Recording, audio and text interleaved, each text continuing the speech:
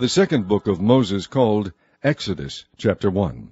Now these are the names of the children of Israel which came into Egypt. Every man in his household came with Jacob: Reuben, Simeon, Levi, and Judah, Issachar, Zebulun, and Benjamin, Dan, and Naphtali, Gad, and Asher. And all the souls that came out of the lions of Jacob were 70 souls, for Joseph was in Egypt already.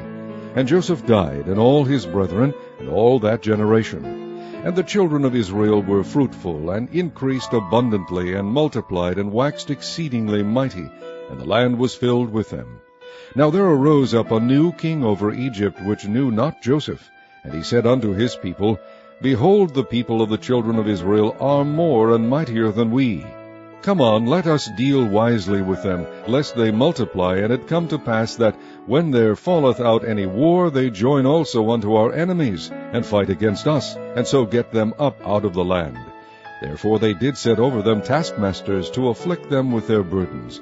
And they built for Pharaoh treasure cities, Pithom and Ramses. But the more they afflicted them, the more they multiplied and grew, and they were grieved because of the children of Israel. And the Egyptians made the children of Israel to serve with rigor, and they made their lives bitter with hard bondage in mortar and in brick, and in all manner of service in the field. All their service wherein they made them serve was with rigor. And the king of Egypt spake to the Hebrew midwives, of which the name of the one was Shiphrah, and the name of the other Puah. And he said, When ye do the office of a midwife to the Hebrew women, and see them upon the stools, if it be a son, then ye shall kill him, but if it be a daughter, then she shall live. But the midwives feared God, and did not as the king of Egypt commanded them, but saved the men children alive. And the king of Egypt called for the midwives, and said unto them, Why have ye done this thing, and have saved the men children alive? And the midwives said unto Pharaoh, Because the Hebrew women are not as the Egyptian women, for they are lively, and are delivered ere the midwives come in unto them. Therefore God dealt well with the midwives, and the people multiplied, and waxed very mighty. And it came to pass, because the midwives feared God, that he made them houses. And Pharaoh charged all his people, saying, Every son that is born ye shall cast into the river, and every daughter ye shall save alive. Chapter 2. And there went a man of the house of Levi, and took to wife a daughter of Levi. And the woman conceived, and bare a son. And when she saw him that he was a goodly child, she hid him 3 months. And when she could not longer hide him, she took for him an ark of bulrushes, and daubed it with slime, and with pitch, and put the child therein. And she laid it in the flags by the river's brink. And his sister stood afar off, to wit what would be done to him. And the daughter of Pharaoh came down to wash herself at the river, and her maidens walked along by the river's side. And when she saw the ark among the flags, she sent her maid to fetch it. And when she had opened it, she saw the child, and behold, the babe wept. And she had compassion on him, and said, This is one of the Hebrews' children. Then said his sister to Pharaoh's daughter, Shall I go and call to thee a nurse of the Hebrew women, that she may nurse the child for thee? And Pharaoh's daughter said to her, Go. And the maid went and called the child's mother. And Pharaoh's daughter said unto her, Take this child away, and nurse it for me, and I will give thee thy wages. And the woman took the child, and nursed it. And the child grew, and she brought him unto Pharaoh's daughter, and he became her son. And she called his name Moses. And she said, Because I drew him out of the water. And it came to pass in those days, when Moses was grown, that he went out unto his brethren, and looked on their burdens, and he spied an Egyptian smiting an Hebrew, one of his brethren. And he looked this way and that way, and when he saw that there was no man, he slew the Egyptian, and hid him in the sand. And when he went out the second day, behold, 2 men of the Hebrews strove together. And he said to him that did the wrong, Wherefore smitest thou thy fellow? And he said, Who made thee a prince and a judge over us? Intendest thou to kill me, as thou killest the Egyptian? And Moses feared, and said, Surely this thing is known. Now when Pharaoh heard this thing, he sought to slay Moses. But Moses fled from the face of Pharaoh, and dwelt in the land of Midian, and he sat down by a well. Now the priest of Midian had 7 daughters, and they came and drew water, and filled the troughs to water their father's flock. And the shepherds came and drove them away, but Moses stood up and helped them, and watered their flock. And when they came to Reuel their father, he said, How is it that ye are come so soon today? And they said, An Egyptian delivered us out of the hand of the shepherds, and also drew water enough for us, and watered the flock. And he said unto his daughters, And where is he? Why is it that ye have left the man? Call him, that he may eat bread. And Moses was content to dwell with the man. And he gave Moses Zipporah his daughter, and she bare him a son, and he called his name Gershom, for he said, I have been a stranger in a strange land. And it came to pass in process of time that the king of Egypt died, and the children of Israel sighted by reason of the bondage, and they cried, and their cry came up unto God by reason of the bondage. And God heard their groaning, and God remembered his covenant with Abraham, with Isaac, and with Jacob. And God looked upon the children of Israel, and God had respect unto them. Chapter 3.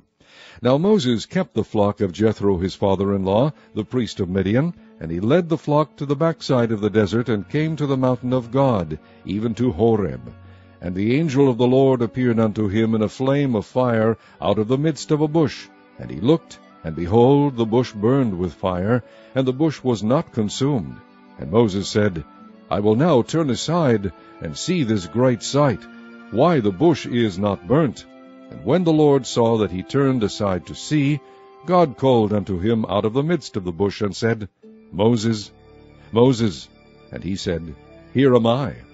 And he said, Draw not nigh hither, put off thy shoes from off thy feet, for the place whereon thou standest is holy ground. Moreover he said, I am the God of thy father, the God of Abraham, the God of Isaac, and the God of Jacob. And Moses hid his face, for he was afraid to look upon God.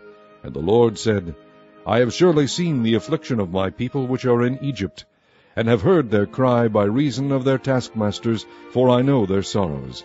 And I am come down to deliver them out of the hand of the Egyptians, and to bring them up out of that land unto a good land, and a large, unto a land flowing with milk and honey, unto the place of the Canaanites, and the Hittites, and the Amorites, and the Perizzites, and the Hivites, and the Jebusites. Now therefore, behold, the cry of the children of Israel is come unto me, and I have also seen the oppression wherewith the Egyptians oppress them. Come now therefore, and I will send thee unto Pharaoh, that thou mayest bring forth my people, the children of Israel, out of Egypt. And Moses said unto God, Who am I, that I should go unto Pharaoh, and that I should bring forth the children of Israel out of Egypt? And he said, Certainly I will be with thee, and this shall be a token unto thee, that I have sent thee. When thou hast brought forth the people out of Egypt, ye shall serve God upon this mountain. And Moses said unto God, Behold, when I come unto the children of Israel, and shall say unto them, The God of your fathers hath sent me unto you, and they shall say to me, What is his name? What shall I say unto them? And God said unto Moses, I am that I am. And he said, Thus shalt thou say unto the children of Israel, I am hath sent me unto you. And God said moreover unto Moses, Thus shalt thou say unto the children of Israel, The Lord God of your fathers, the God of Abraham, the God of Isaac, and the God of Jacob, hath sent me unto you. This is my name forever, and this is my memorial unto all generations.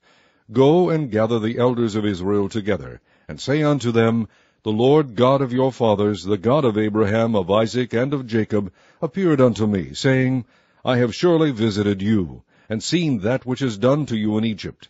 And I have said, I will bring you up out of the affliction of Egypt unto the land of the Canaanites, and the Hittites, and the Amorites, and the Perizzites, and the Hivites, and the Jebusites, unto a land flowing with milk and honey.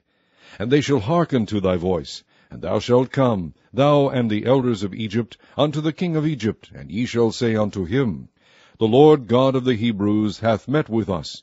And now let us go, we beseech thee, 3 days' journey into the wilderness, that we may sacrifice to the Lord our God. And I am sure that the king of Egypt will not let you go, no, not by a mighty hand. And I will stretch out my hand, and smite Egypt with all my wonders, which I will do in the midst thereof, and after that he will let you go. And I will give this people favor in the sight of the Egyptians. And it shall come to pass that, when ye go, ye shall not go empty. But every woman shall borrow of her neighbor, and of her that sojourneth in her house, jewels of silver, and jewels of gold, and raiment, and ye shall put them upon your sons, and upon your daughters, and ye shall spoil the Egyptians. Chapter 4. And Moses answered and said, But behold, they will not believe me, nor hearken unto my voice, for they will say, The Lord hath not appeared unto thee. And the Lord said unto him, What is that in thine hand? And he said, A rod.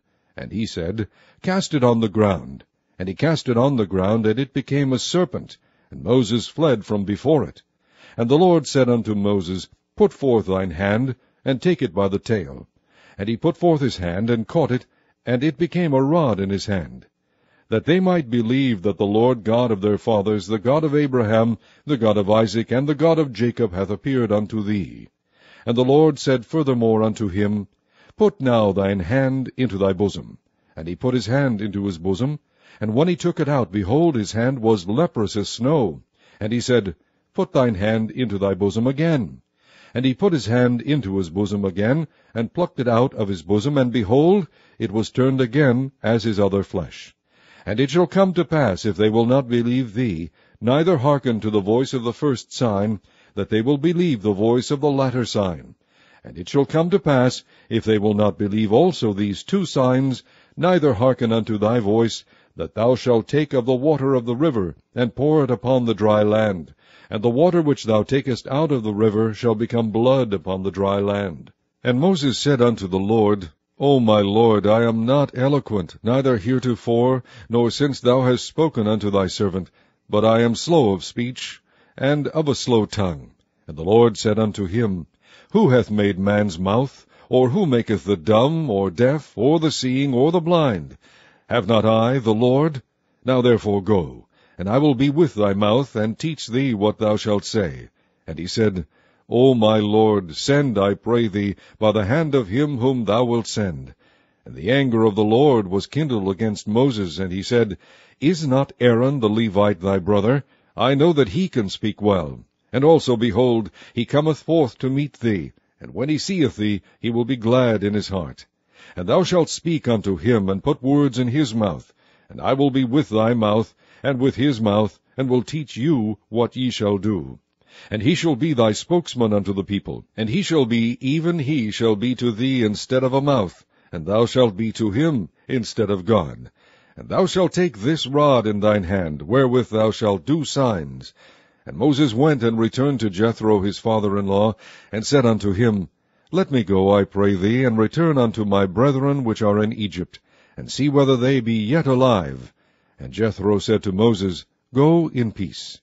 And the Lord said unto Moses in Midian, Go, return into Egypt, for all the men are dead which sought thy life. And Moses took his wife and his sons, and set them upon an ass, and he returned to the land of Egypt. And Moses took the rod of God in his hand. And the Lord said unto Moses, When thou goest to return into Egypt, see that thou do all those wonders before Pharaoh which I have put in thine hand. But I will harden his heart, that he shall not let the people go. And thou shalt say unto Pharaoh, Thus saith the Lord, Israel is my son, even my firstborn. And I say unto thee, Let my son go, that he may serve me. And if thou refuse to let him go, behold, I will slay thy son, even thy firstborn. And it came to pass by the way in the inn, that the Lord met him, and sought to kill him. Then Zipporah took a sharp stone, and cut off the foreskin of her son, and cast it at his feet, and said, Surely a bloody husband art thou to me. So he let him go. Then she said, A bloody husband thou art, because of the circumcision. And the Lord said to Aaron, Go into the wilderness to meet Moses. And he went and met him in the mount of God, and kissed him. Then Moses told Aaron all the words of the Lord who had sent him, and all the signs which he had commanded him. And Moses and Aaron went and gathered together all the elders of the children of Israel. And Aaron spake all the words which the Lord had spoken unto Moses, and did the signs in the sight of the people. And the people believed. And when they heard that the Lord had visited the children of Israel, and that he had looked upon their affliction, then they bowed their heads and worshipped. Chapter 5. And after Moses and Aaron went in and told Pharaoh, Thus saith the Lord God of Israel, Let my people go, that they may hold a feast unto me in the wilderness. And Pharaoh said, Who is the Lord, that I should obey his voice to let Israel go? I know not the Lord, neither will I let Israel go. And they said, The God of the Hebrews hath met with us. Let us go, we pray thee, 3 days' journey into the desert, and sacrifice unto the Lord our God, lest he fall upon us with pestilence or with the sword. And the king of Egypt said unto them, Wherefore do ye, Moses and Aaron, let the people from their works get you unto your burdens? And Pharaoh said, Behold, the people of the land now are many, and ye make them rest from their burdens. And Pharaoh commanded the same day the taskmasters of the people and their officers, saying, Ye shall no more give the people straw to make brick, as heretofore. Let them go and gather straw for themselves. And the tale of the bricks which they did make heretofore ye shall lay upon them. Ye shall not diminish aught thereof, for they be idle. Therefore they cry, saying, Let us go and sacrifice to our God.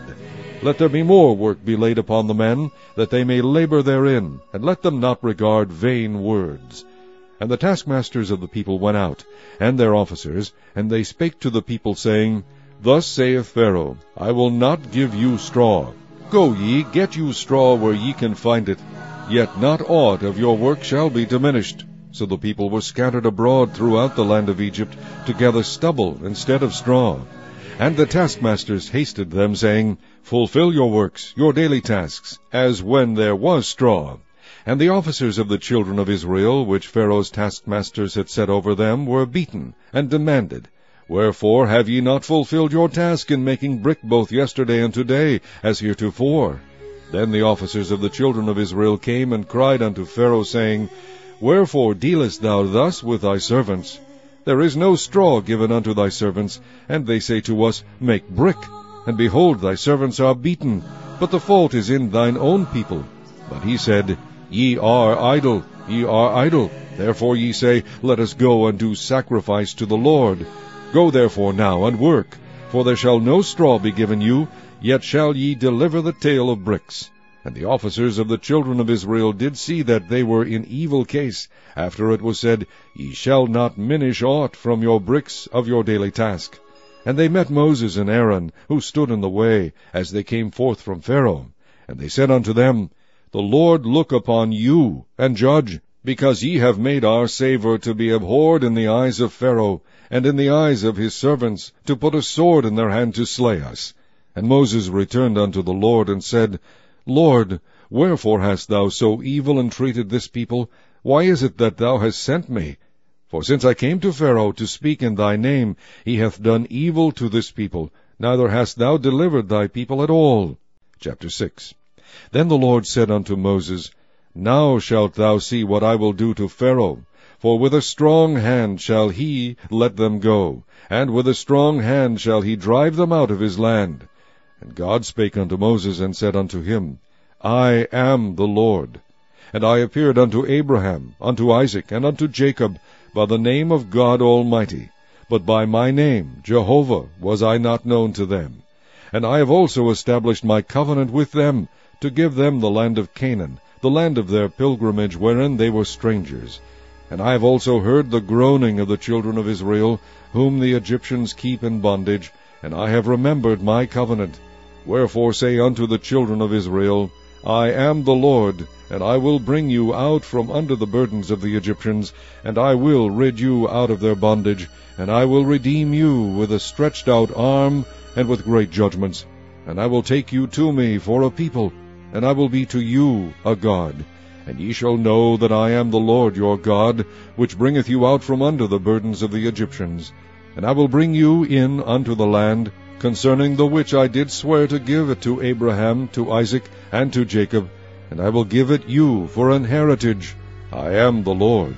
And Moses spake so unto the children of Israel, but they hearkened not unto Moses for anguish of spirit, and for cruel bondage. And the Lord spake unto Moses, saying, Go in, speak unto Pharaoh king of Egypt, that he let the children of Israel go out of his land. And Moses spake before the Lord, saying, Behold, the children of Israel have not hearkened unto me. How then shall Pharaoh hear me, who am of uncircumcised lips? And the Lord spake unto Moses and unto Aaron, and gave them a charge unto the children of Israel, and unto Pharaoh king of Egypt, to bring the children of Israel out of the land of Egypt. These be the heads of their fathers' houses. The sons of Reuben, the firstborn of Israel, Hanoch, and Palu, Hezron, and Carmi. These be the families of Reuben. And the sons of Simeon, Jemuel, and Jamin, and Ohad, and Jachin, and Zohar, and Shaul, the son of a Canaanitish woman. These are the families of Simeon. And these are the names of the sons of Levi according to their generations, Gershon, and Kohath, and Merari. And the years of the life of Levi were 137 years. The sons of Gershon, Libni, and Shimei, according to their families. And the sons of Kohath, Amram, and Ishar, and Hebron, and Uzziel. And the years of the life of Kohath were 133 years. And the sons of Merari, Mahali, and Mushi. These are the families of Levi according to their generations. And Amram took him Jochebed, his father's sister, to wife, and she bare him Aaron and Moses. And the years of the life of Amram were 137 years. And the sons of Ishar, Korah, and Nepheg, and Zichri. And the sons of Uzziel, Mishael, and Elzaphan, and Zithri. And Aaron took him Elisheba, daughter of Aminadab, sister of Naashon, to wife. And she bare him Nadab, and Abihu, Eleazar, and Ithamar. And the sons of Korah, Asir, and Elkanah, and Abiasaph. These are the families of the Korhites. And Eleazar, Aaron's son, took him one of the daughters of Putiel to wife, and she bare him Phinehas. These are the heads of the fathers of the Levites according to their families.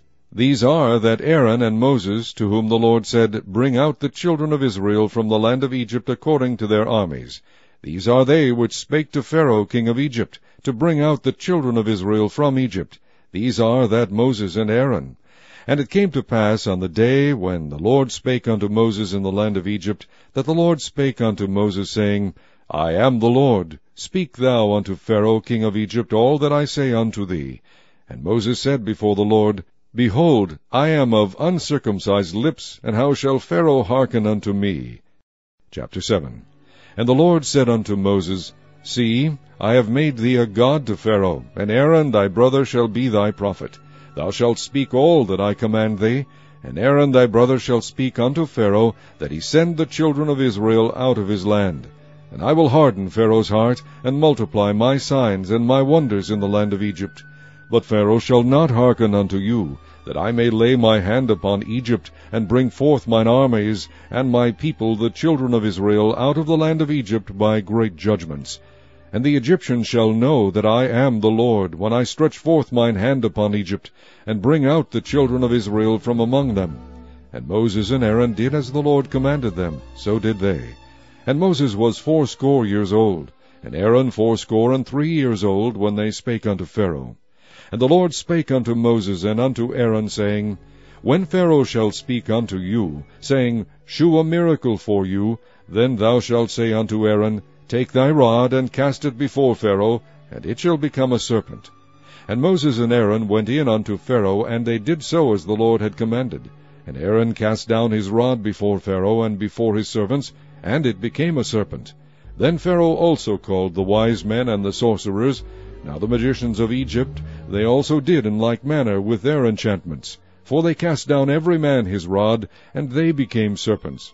But Aaron's rod swallowed up their rods. And he hardened Pharaoh's heart, that he hearkened not unto them, as the Lord had said. And the Lord said unto Moses, Pharaoh's heart is hardened, he refuseth to let the people go. Get thee unto Pharaoh in the morning, lo, he goeth out unto the water, and thou shalt stand by the river's brink against he come. And the rod which was turned to a serpent shalt thou take in thine hand.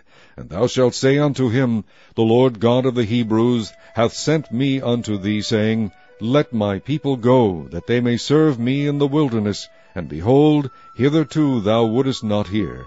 Thus saith the Lord, In this thou shalt know that I am the Lord. Behold, I will smite with the rod that is in mine hand upon the waters which are in the river, and they shall be turned to blood. And the fish that is in the river shall die, and the river shall stink, and the Egyptians shall loathe to drink of the water of the river.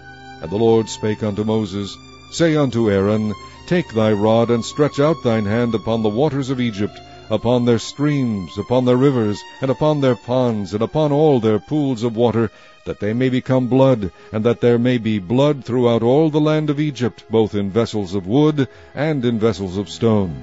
And Moses and Aaron did so, as the Lord commanded, and he lifted up the rod, and smote the waters that were in the river, in the sight of Pharaoh, and in the sight of his servants, and all the waters that were in the river were turned to blood.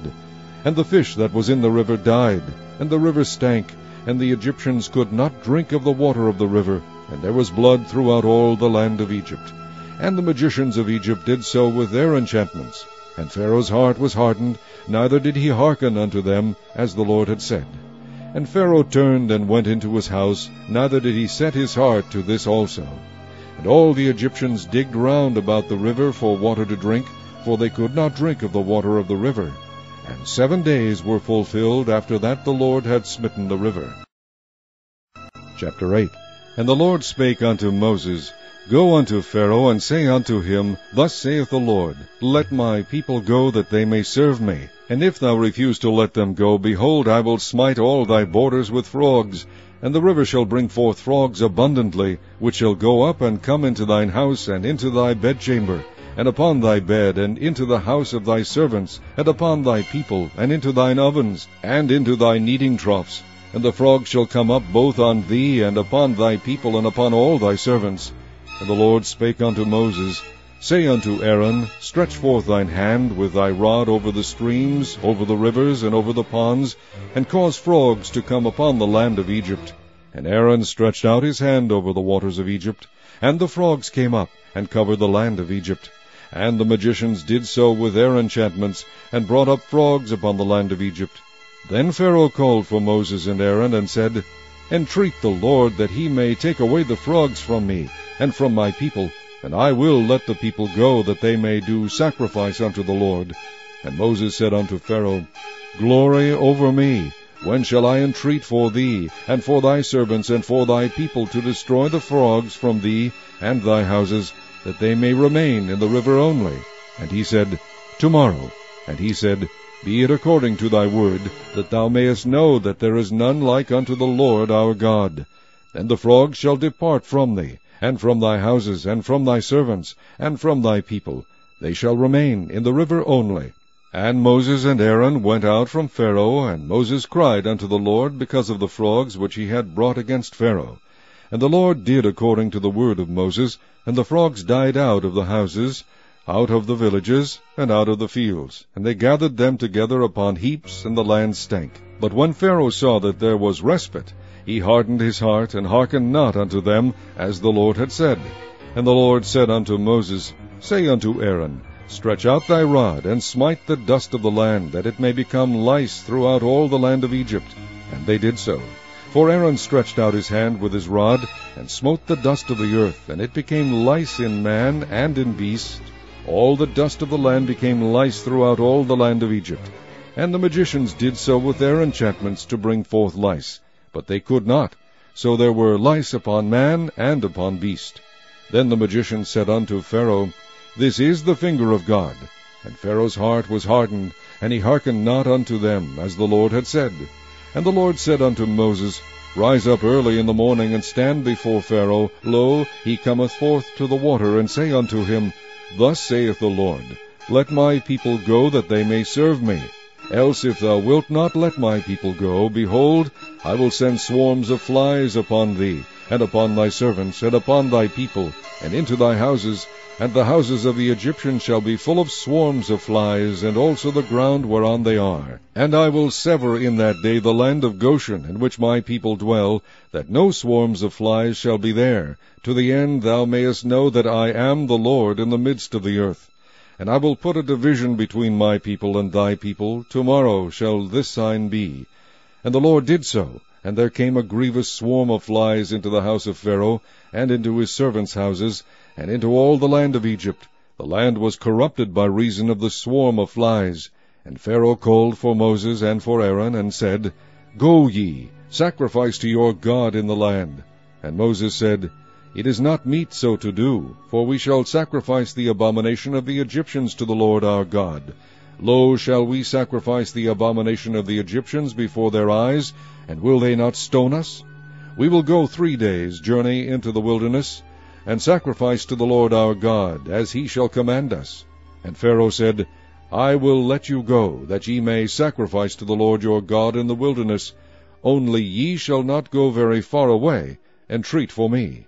And Moses said, Behold, I go out from thee, and I will entreat the Lord that the swarms of flies may depart from Pharaoh, from his servants, and from his people tomorrow. But let not Pharaoh deal deceitfully any more in not letting the people go to sacrifice to the Lord. And Moses went out from Pharaoh, and entreated the Lord.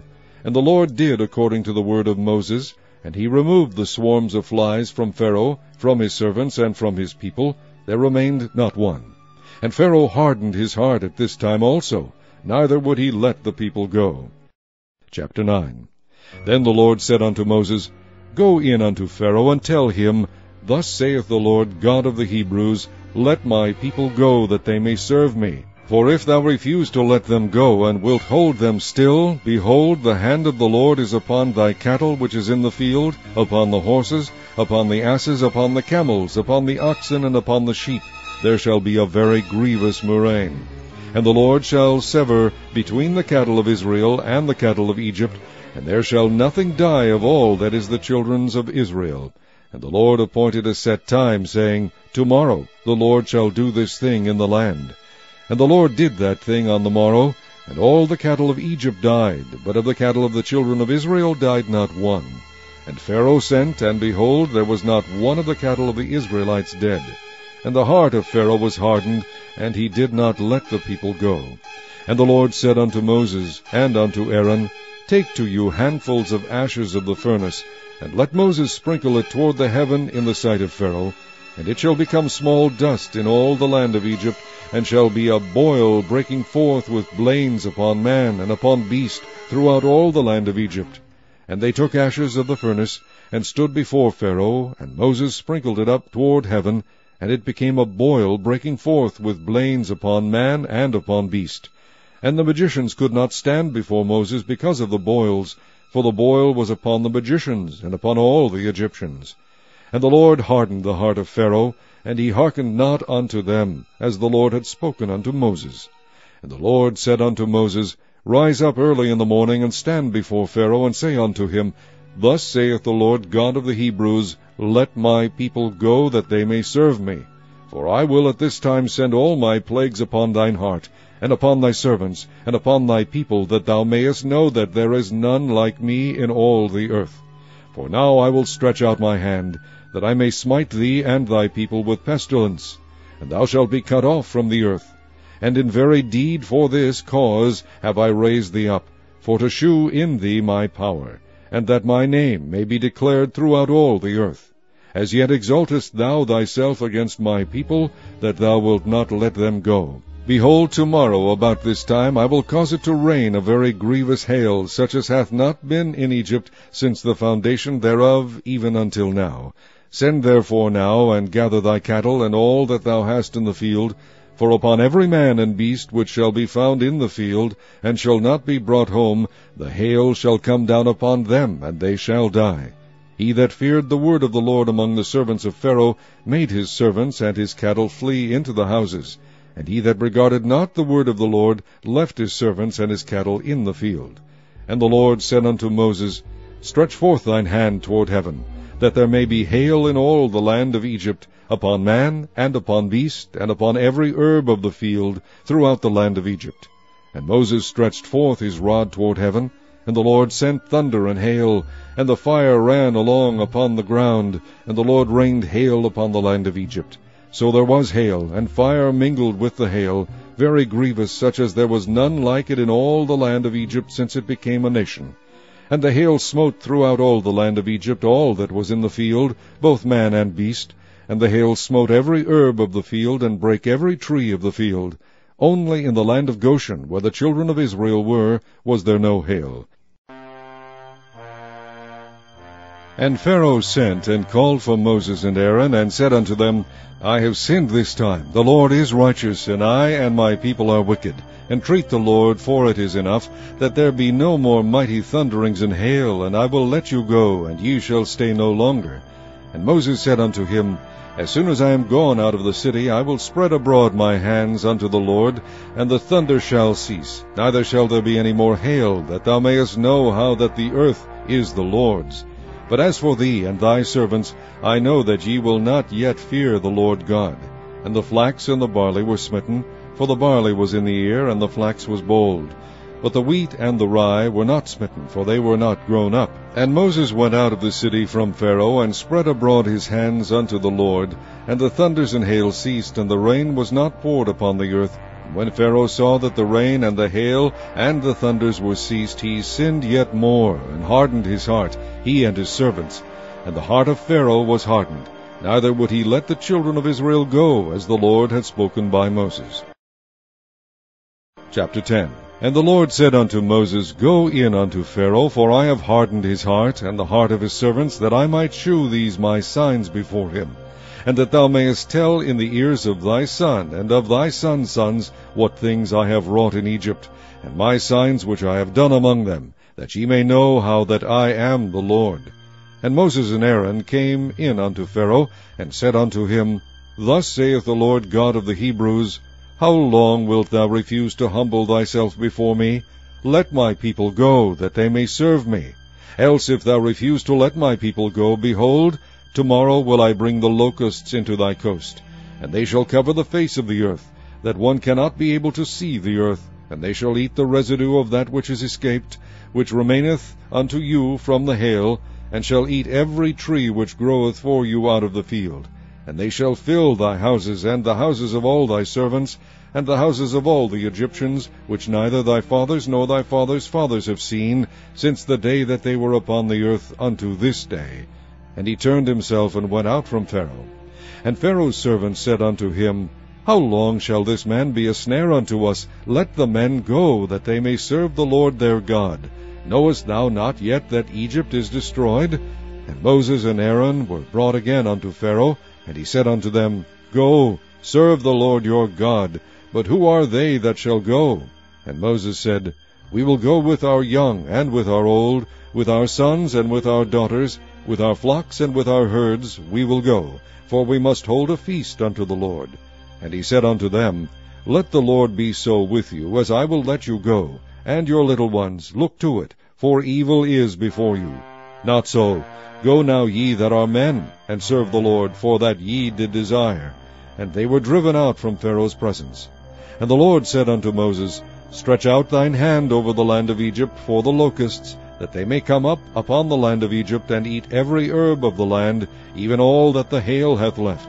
And Moses stretched forth his rod over the land of Egypt, and the Lord brought an east wind upon the land all that day, and all that night, and when it was morning, the east wind brought the locusts. And the locusts went up over all the land of Egypt, and rested in all the coasts of Egypt. Very grievous were they. Before them there were no such locusts as they, neither after them shall be such.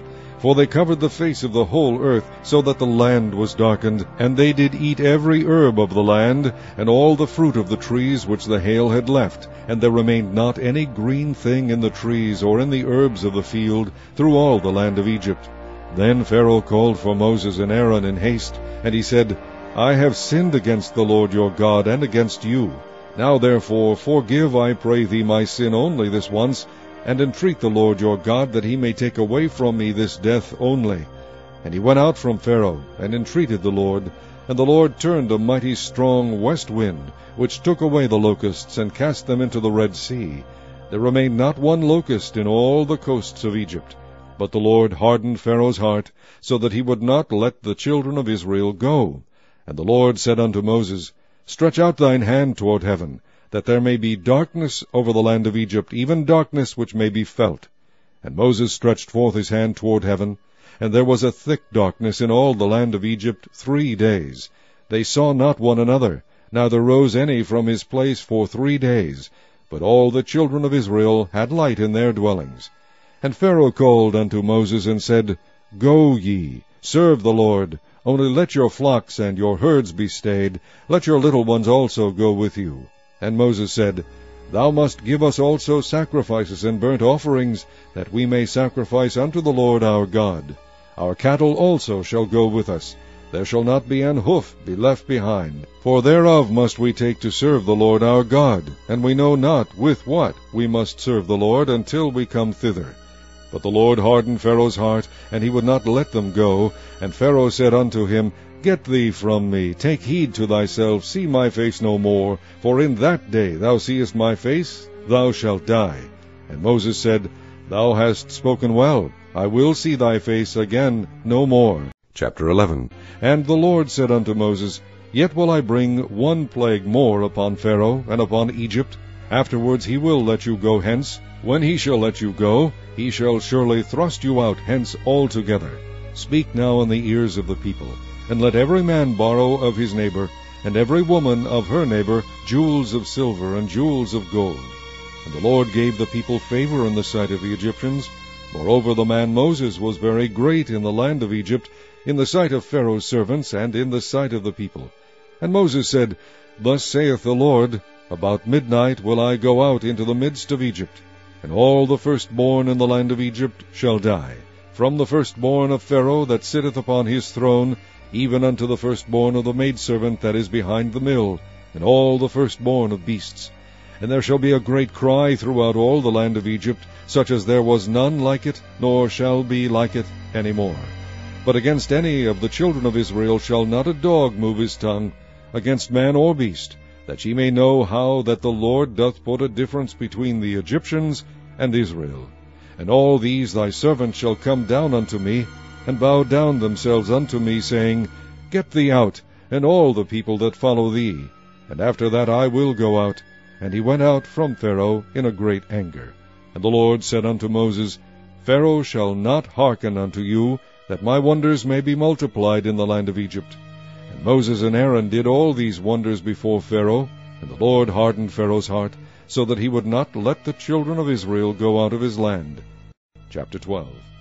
And the Lord spake unto Moses and Aaron in the land of Egypt, saying, This month shall be unto you the beginning of months. It shall be the first month of the year to you.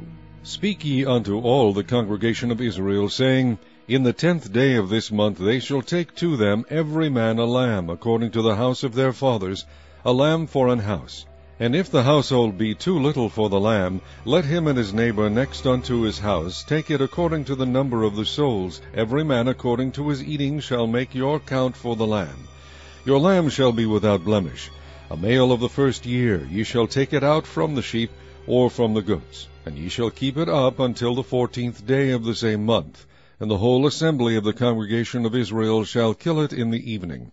And they shall take of the blood, and strike it on the 2 side posts, and on the upper door post of the houses wherein they shall eat it. And they shall eat the flesh in that night, roast with fire, and unleavened bread, and with bitter herbs they shall eat it. Eat not of it raw, nor sodden at all with water, but roast with fire, his head with his legs, and with the purtenance thereof. And ye shall let nothing of it remain until the morning. And that which remaineth of it until the morning ye shall burn with fire. And thus shall ye eat of it, with your loins girded, your shoes on your feet, and your staff in your hand, and ye shall eat it in haste. It is the Lord's Passover. For I will pass through the land of Egypt this night, and will smite all the firstborn in the land of Egypt, both man and beast. And against all the gods of Egypt I will execute judgment. I am the Lord. And the blood shall be to you for a token upon the houses where ye are. And when I see the blood, I will pass over you, and the plague shall not be upon you to destroy you, when I smite the land of Egypt. And this day shall be unto you for a memorial, and ye shall keep it a feast to the Lord throughout your generations. Ye shall keep it a feast by an ordinance forever. 7 days shall ye eat unleavened bread. Even the first day ye shall put away leaven out of your houses. For whosoever eateth leavened bread from the first day until the 7th day, that soul shall be cut off from Israel. And in the first day there shall be an holy convocation, and in the 7th day there shall be an holy convocation to you. No manner of work shall be done in them, save that which every man must eat, that only may be done of you. And ye shall observe the feast of unleavened bread, for in this selfsame day have I brought your armies out of the land of Egypt. Therefore shall ye observe this day in your generations by an ordinance forever. In the 1st month, on the 14th day of the month at even, ye shall eat unleavened bread, until the 21st day of the month at even.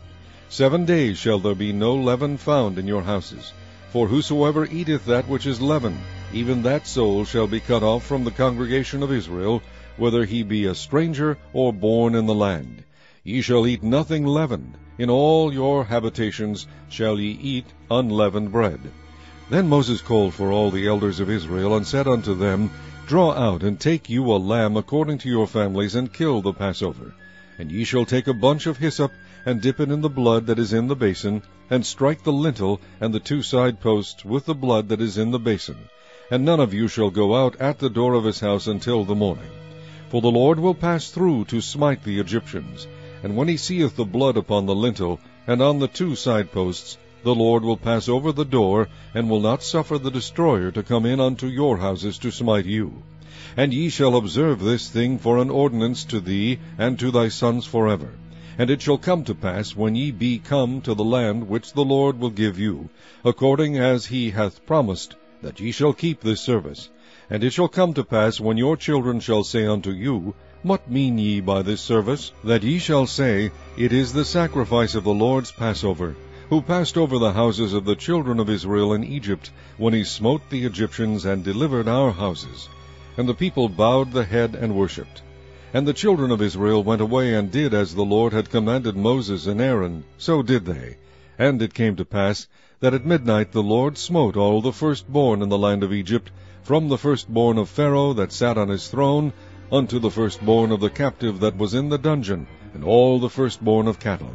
And Pharaoh rose up in the night, he and all his servants, and all the Egyptians, and there was a great cry in Egypt, for there was not a house where there was not one dead.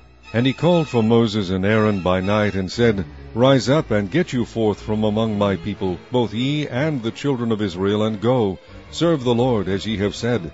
Also take your flocks and your herds, as ye have said, and be gone, and bless me also.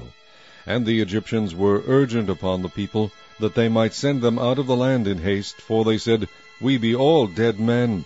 And the people took their dough before it was leavened, their kneading troughs being bound up in their clothes upon their shoulders.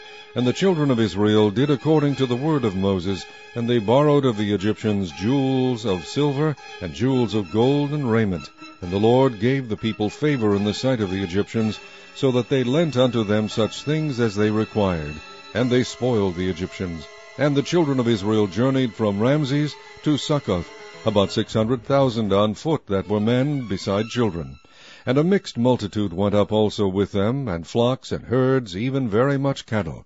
And they baked unleavened cakes of the dough which they brought forth out of Egypt, for it was not leavened, because they were thrust out of Egypt, and could not tarry, neither had they prepared for themselves any victual. Now the sojourning of the children of Israel who dwelt in Egypt was 430 years. And it came to pass at the end of the 430 years, even the selfsame day it came to pass, that all the hosts of the Lord went out from the land of Egypt. It is a night to be much observed unto the Lord for bringing them out from the land of Egypt. This is that night of the Lord to be observed of all the children of Israel in their generations. And the Lord said unto Moses and Aaron, This is the ordinance of the Passover. There shall no stranger eat thereof, but every man's servant that is bought for money, when thou hast circumcised him, then shall he eat thereof. A foreigner and an hired servant shall not eat thereof. In one house shall it be eaten. Thou shalt not carry forth aught of the flesh abroad out of the house, neither shall ye break a bone thereof. All the congregation of Israel shall keep it. And when a stranger shall sojourn with thee, and will keep the Passover to the Lord, let all his males be circumcised, and then let him come near and keep it. And he shall be as one that is born in the land, for no uncircumcised person shall eat thereof. One law shall be to him that is homeborn, and unto the stranger that sojourneth among you. Thus did all the children of Israel, as the Lord commanded Moses and Aaron, so did they. And it came to pass, the selfsame day, that the Lord did bring the children of Israel out of the land of Egypt by their armies. Chapter 13. And the Lord spake unto Moses, saying, Sanctify unto me all the firstborn, whatsoever openeth the womb among the children of Israel, both of man and of beast, it is mine. And Moses said unto the people, Remember this day, in which ye came out from Egypt, out of the house of bondage. For by strength of hand the Lord brought you out from this place. There shall no leavened bread be eaten. This day came ye out in the month Abib. And it shall be, when the Lord shall bring thee into the land of the Canaanites, and the Hittites, and the Amorites, and the Hivites, and the Jebusites, which he sware unto thy fathers to give thee, a land flowing with milk and honey, that thou shalt keep this service in this month. 7 days thou shalt eat unleavened bread, and in the 7th day shall be a feast to the Lord. Unleavened bread shall be eaten 7 days, and there shall no leavened bread be seen with thee, neither shall there be leaven seen with thee in all thy quarters. And thou shalt shew thy son in that day, saying, This is done because of that which the Lord did unto me when I came forth out of Egypt. And it shall be for a sign unto thee upon thine hand, and for a memorial between thine eyes, that the Lord's law may be in thy mouth. For with a strong hand hath the Lord brought thee out of Egypt. Thou shalt therefore keep this ordinance in his season from year to year. And it shall be, when the Lord shall bring thee into the land of the Canaanites, as he sware unto thee and to thy fathers, and shall give it thee, that thou shalt set apart unto the Lord all that openeth the matrix, and every firstling that cometh of a beast which thou hast, the male shall be the Lord's. And every firstling of an ass thou shalt redeem with a lamb. And if thou wilt not redeem it, then thou shalt break his neck, and all the firstborn of man among thy children shalt thou redeem. And it shall be, when thy son asketh thee in time to come, saying, What is this? That thou shalt say unto him, By strength of hand the Lord brought us out from Egypt, from the house of bondage. And it came to pass, when Pharaoh would hardly let us go, that the Lord slew all the firstborn in the land of Egypt, both the firstborn of man and the firstborn of beast. Therefore I sacrifice to the Lord all that openeth the matrix, being males, but all the firstborn of my children I redeem. And it shall be for a token upon thine hand, and for frontlets between thine eyes, for by strength of hand the Lord brought us forth out of Egypt. And it came to pass, when Pharaoh had let the people go, that God led them not through the way of the land of the Philistines, although that was near. For God said, Lest peradventure the people repent when they see war, and they return to Egypt. But God led the people about through the way of the wilderness of the Red Sea, and the children of Israel went up harnessed out of the land of Egypt. And Moses took the bones of Joseph with him, for he had straitly sworn the children of Israel, saying, God will surely visit you, and ye shall carry up my bones away hence with you. And they took their journey from Succoth, and encamped in Etham, in the edge of the wilderness. And the Lord went before them by day in a pillar of a cloud, to lead them the way, and by night in a pillar of fire, to give them light, to go by day and night. He took not away the pillar of the cloud by day, nor the pillar of fire by night, from before the people. Chapter 14. And the Lord spake unto Moses, saying, Speak unto the children of Israel, that they turn and encamp before Pihahiroth, between Migdol and the sea, over against Baal-zephon. Before it shall ye encamp by the sea. For Pharaoh will say of the children of Israel, They are entangled in the land, the wilderness hath shut them in. And I will harden Pharaoh's heart, that he shall follow after them. And I will be honored upon Pharaoh, and upon all his host, that the Egyptians may know that I am the Lord. And they did so. And it was told the king of Egypt that the people fled, and the heart of Pharaoh and of his servants was turned against the people, and they said, Why have we done this, that we have let Israel go from serving us? And he made ready his chariot, and took his people with him. And he took 600 chosen chariots, and all the chariots of Egypt, and captains over every one of them. And the Lord hardened the heart of Pharaoh king of Egypt, and he pursued after the children of Israel. And the children of Israel went out with an high hand. But the Egyptians pursued after them, all the horses and chariots of Pharaoh, and his horsemen, and his army, and overtook them, encamping by the sea, beside Pihahiroth, before Baal-zephon.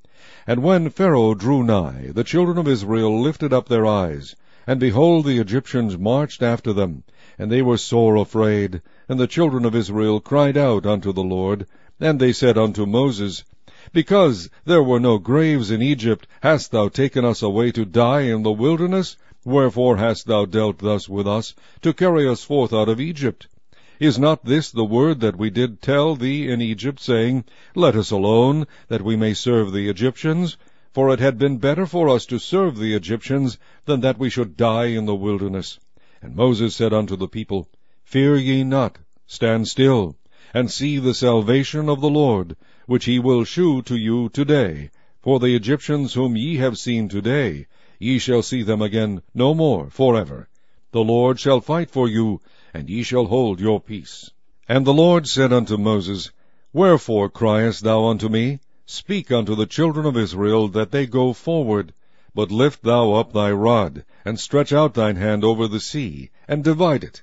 And the children of Israel shall go on dry ground through the midst of the sea.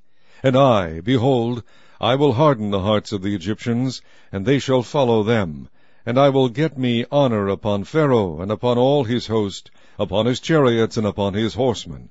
And the Egyptians shall know that I am the Lord, when I have gotten me honor upon Pharaoh, upon his chariots, and upon his horsemen. And the angel of God, which went before the camp of Israel, removed, and went behind them. And the pillar of the cloud went from before their face, and stood behind them. And it came between the camp of the Egyptians and the camp of Israel. And it was a cloud and darkness to them. But it gave light by night to these, so that the one came not near the other all the night. And Moses stretched out his hand over the sea, and the Lord caused the sea to go back by a strong east wind all that night, and made the sea dry land, and the waters were divided. And the children of Israel went into the midst of the sea upon the dry ground, and the waters were a wall unto them on their right hand and on their left. And the Egyptians pursued, and went in after them to the midst of the sea, even all Pharaoh's horses, his chariots, and his horsemen. And it came to pass that in the morning watch the Lord looked unto the host of the Egyptians through the pillar of fire and of the cloud, and troubled the host of the Egyptians, and took off their chariot wheels, that they drave them heavily, so that the Egyptians said, Let us flee from the face of Israel, for the Lord fighteth for them against the Egyptians. And the Lord said unto Moses, Stretch out thine hand over the sea, that the waters may come again upon the Egyptians, upon their chariots, and upon their horsemen.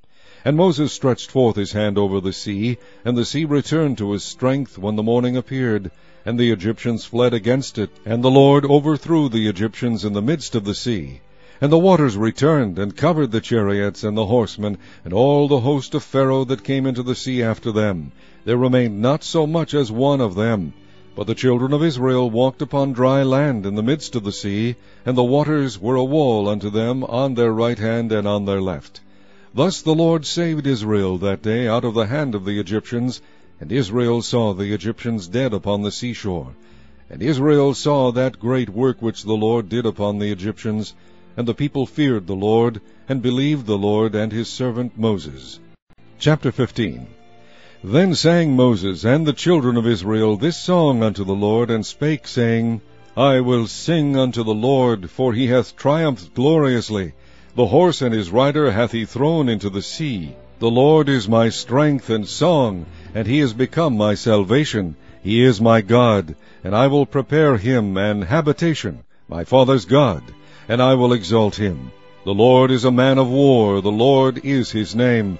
Pharaoh's chariots and his host hath he cast into the sea. His chosen captains also are drowned in the Red Sea. The depths have covered them. They sank into the bottom as a stone.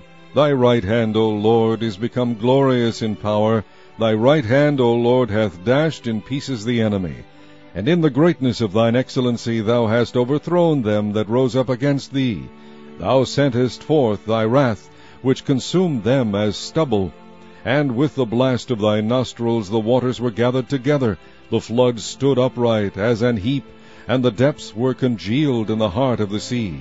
The enemy said, I will pursue, I will overtake, I will divide the spoil. My lust shall be satisfied upon them. I will draw my sword, my hand shall destroy them.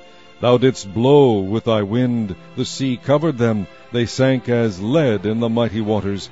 Who is like unto thee, O Lord, among the gods? Who is like thee, glorious in holiness, fearful in praises, doing wonders? Thou stretched out thy right hand, the earth swallowed them. Thou in thy mercy hast led forth the people which thou hast redeemed. Thou hast guided them in thy strength unto thy holy habitation. The people shall hear, and be afraid. Sorrow shall take hold on the inhabitants of Palestina. Then the dukes of Edom shall be amazed. The mighty men of Moab, trembling, shall take hold upon them. All the inhabitants of Canaan shall melt away. Fear and dread shall fall upon them. By the greatness of thine arm they shall be as still as a stone, till thy people pass over, O Lord, till the people pass over which thou hast purchased. Thou shalt bring them in, and plant them in the mountain of thine inheritance, in the place, O Lord, which thou hast made for thee to dwell in the sanctuary, O Lord, which thy hands have established. The Lord shall reign forever and ever. For the horse of Pharaoh went in with his chariots and with his horsemen into the sea, and the Lord brought again the waters of the sea upon them. But the children of Israel went on dry land in the midst of the sea.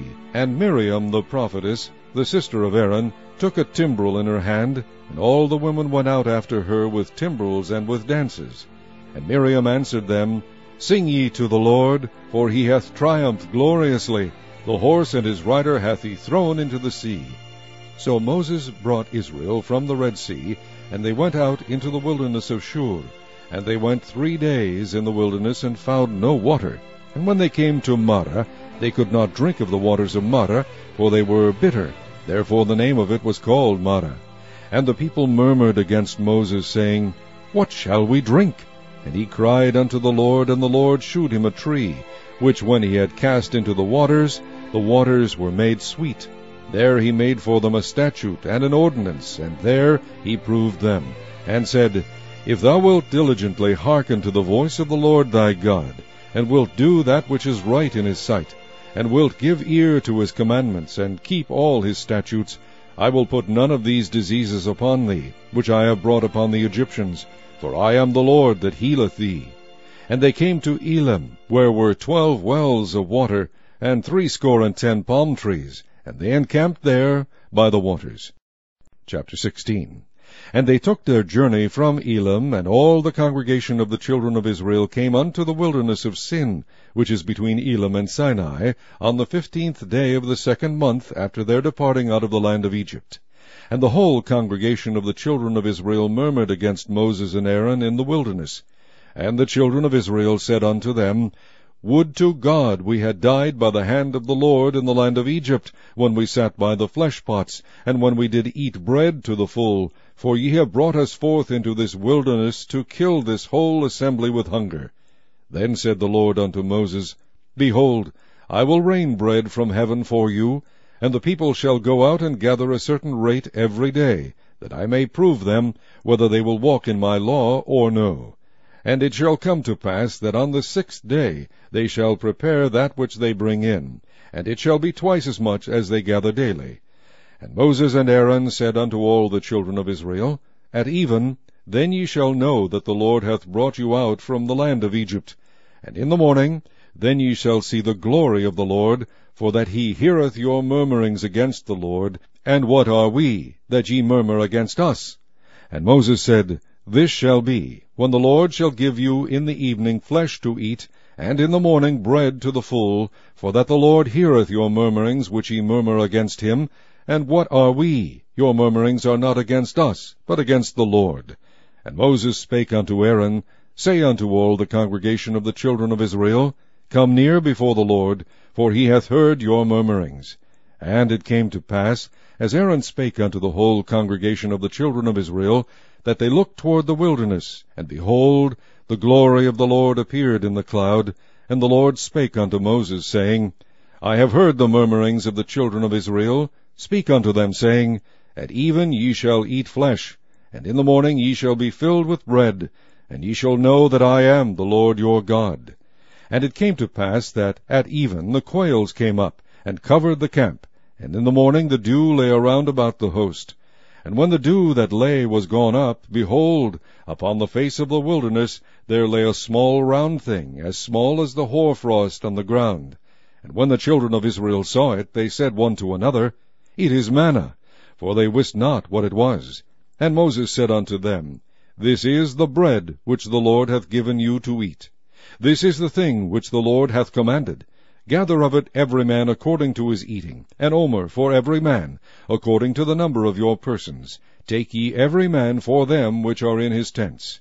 And the children of Israel did so, and gathered, some more, some less. And when they did meet it with an omer, he that gathered much had nothing over, and he that gathered little had no lack. They gathered every man according to his eating. And Moses said, Let no man leave of it till the morning. Notwithstanding they hearkened not unto Moses, but some of them left of it until the morning, and it bred worms and stank, and Moses was wroth with them. And they gathered it every morning, every man according to his eating, and when the sun waxed hot it melted.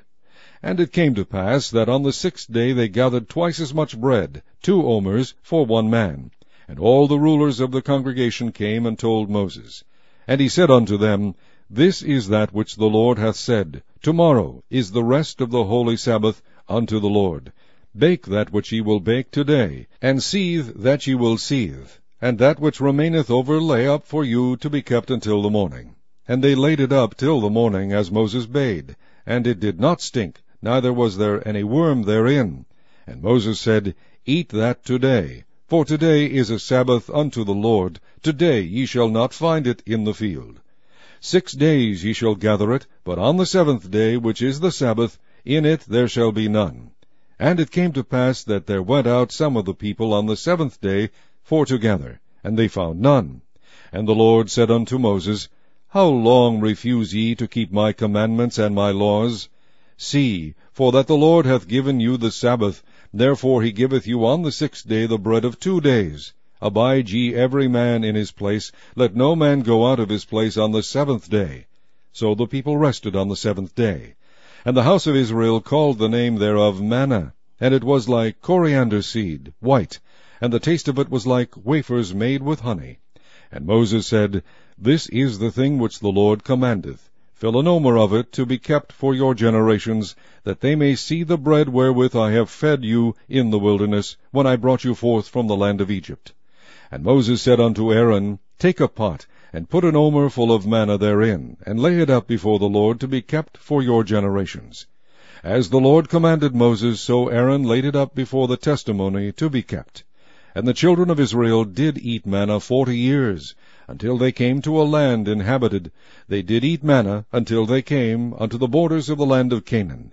Now an omer is the 10th part of an ephah. Chapter 17. And all the congregation of the children of Israel journeyed from the wilderness of Sin after their journeys, according to the commandment of the Lord, and pitched in Rephidim, and there was no water for the people to drink. Wherefore the people did chide with Moses, and said, Give us water that we may drink. And Moses said unto them, Why chide ye with me? Wherefore do ye tempt the Lord? And the people thirsted there for water. And the people murmured against Moses, and said, Wherefore is this that thou hast brought us up out of Egypt, to kill us and our children and our cattle with thirst? And Moses cried unto the Lord, saying, What shall I do unto this people? They be almost ready to stone me. And the Lord said unto Moses, Go on before the people, and take with thee of the elders of Israel, and thy rod wherewith thou smotest the river, take in thine hand, and go. Behold, I will stand before thee there upon the rock in Horeb, and thou shalt smite the rock, and there shall come water out of it, that the people may drink. And Moses did so in the sight of the elders of Israel. And he called the name of the place Massah and Meribah, because of the chiding of the children of Israel, and because they tempted the Lord, saying, Is the Lord among us or not? Then came Amalek, and fought with Israel in Rephidim. And Moses said unto Joshua, Choose us out men, and go out, fight with Amalek tomorrow. I will stand on the top of the hill with the rod of God in mine hand. So Joshua did as Moses had said to him, and fought with Amalek, and Moses, Aaron, and Hur went up to the top of the hill. And it came to pass, when Moses held up his hand, that Israel prevailed, and when he let down his hand, Amalek prevailed. But Moses' hands were heavy, and they took a stone, and put it under him, and he sat thereon. And Aaron and Hur stayed up his hands, the one on the one side, and the other on the other side, and his hands were steady until the going down of the sun. And Joshua discomfited Amalek and his people with the edge of the sword. And the Lord said unto Moses, Write this for a memorial in a book, and rehearse it in the ears of Joshua. For I will utterly put out the remembrance of Amalek from under heaven. And Moses built an altar, and called the name of it Jehovah Nissi. For he said, Because the Lord has sworn that the Lord will have war with Amalek from generation to generation. Chapter 18. When Jethro, the priest of Midian, Moses' father-in-law, heard of all that God had done for Moses and for Israel his people, and that the Lord had brought Israel out of Egypt, then Jethro, Moses' father-in-law, took up Zipporah, Moses' wife, after he had sent her back, and her 2 sons, of which the name of the one was Gershom, for he said, I have been an alien in a strange land. And the same of the other was Eleazar, for the God of my father, said he, was mine help, and delivered me from the sword of Pharaoh. And Jethro, Moses' father-in-law, came with his sons and his wife unto Moses into the wilderness, where he encamped at the mount of God. And he said unto Moses, I, thy father-in-law Jethro, am come unto thee, and thy wife, and her 2 sons with her. And Moses went out to meet his father-in-law, and did obeisance, and kissed him, and they asked each other of their welfare, and they came into the tent. And Moses told his father-in-law all that the Lord had done unto Pharaoh and to the Egyptians for Israel's sake, and all the travail that had come upon them by the way, and how the Lord delivered them. And Jethro rejoiced for all the goodness which the Lord had done to Israel, whom he had delivered out of the hand of the Egyptians. And Jethro said, Blessed be the Lord, who hath delivered you out of the hand of the Egyptians, and out of the hand of Pharaoh, who hath delivered the people from under the hand of the Egyptians. Now I know that the Lord is greater than all gods, for in the thing wherein they dealt proudly he was above them. And Jethro, Moses' father-in-law, took a burnt offering and sacrifices for God, and Aaron came, and all the elders of Israel, to eat bread with Moses' father-in-law before God. And it came to pass on the morrow that Moses sat to judge the people, and the people stood by Moses from the morning unto the evening. And when Moses' father-in-law saw all that he did to the people, he said, What is this thing that thou doest to the people? Why sittest thou thyself alone, and all the people stand by thee from morning unto even? And Moses said unto his father-in-law, Because the people come unto me to inquire of God. When they have a matter, they come unto me, and I judge between one and another, and I do make them know the statutes of God and his laws. And Moses' father-in-law said unto him, The thing that thou doest is not good. Thou wilt surely wear away, both thou and this people that is with thee, for this thing is too heavy for thee. Thou art not able to perform it thyself alone. Hearken now unto my voice. I will give thee counsel, and God shall be with thee. Be thou for the people to Godward, that thou mayest bring the causes unto God. And thou shalt teach them ordinances and laws, and shalt shew them the way wherein they must walk, and the work that they must do. Moreover, thou shalt provide out of all the people able men, such as fear God, men of truth, hating covetousness, and place such over them, to be rulers of thousands, and rulers of hundreds, rulers of 50s, and rulers of 10s. And let them judge the people at all seasons. And it shall be that every great matter they shall bring unto thee, but every small matter they shall judge. So shall it be easier for thyself, and they shall bear the burden with thee. If thou shalt do this thing, and God command thee so, then thou shalt be able to endure, and all this people shall also go to their place in peace. So Moses hearkened to the voice of his father-in-law, and did all that he had said. And Moses chose able men out of all Israel, and made them heads over the people, rulers of thousands, rulers of hundreds, rulers of 50s, and rulers of 10s. And they judged the people at all seasons. The hard causes they brought unto Moses, but every small matter they judged themselves. And Moses let his father-in-law depart, and he went his way into his own land. Chapter 19. In the 3rd month, when the children of Israel were gone forth out of the land of Egypt, the same day came they into the wilderness of Sinai. For they were departed from Rephidim, and were come to the desert of Sinai, and had pitched in the wilderness. And there Israel camped before the mount. And Moses went up unto God, and the Lord called unto him out of the mountain, saying, Thus shalt thou say to the house of Jacob, and tell the children of Israel, Ye have seen what I did unto the Egyptians, and how I bare you on eagle's wings, and brought you unto myself. Now therefore, if ye will obey my voice indeed, and keep my covenant, then ye shall be a peculiar treasure unto me above all people. for all the earth is mine. And ye shall be unto me a kingdom of priests, and an holy nation. These are the words which thou shalt speak unto the children of Israel. And Moses came and called for the elders of the people, and laid before their faces all these words which the Lord commanded him. And all the people answered together and said, All that the Lord hath spoken we will do. And Moses returned the words of the people unto the Lord. And the Lord said unto Moses, Lo, I come unto thee in a thick cloud, that the people may hear when I speak with thee, and believe thee forever. And Moses told the words of the people unto the Lord.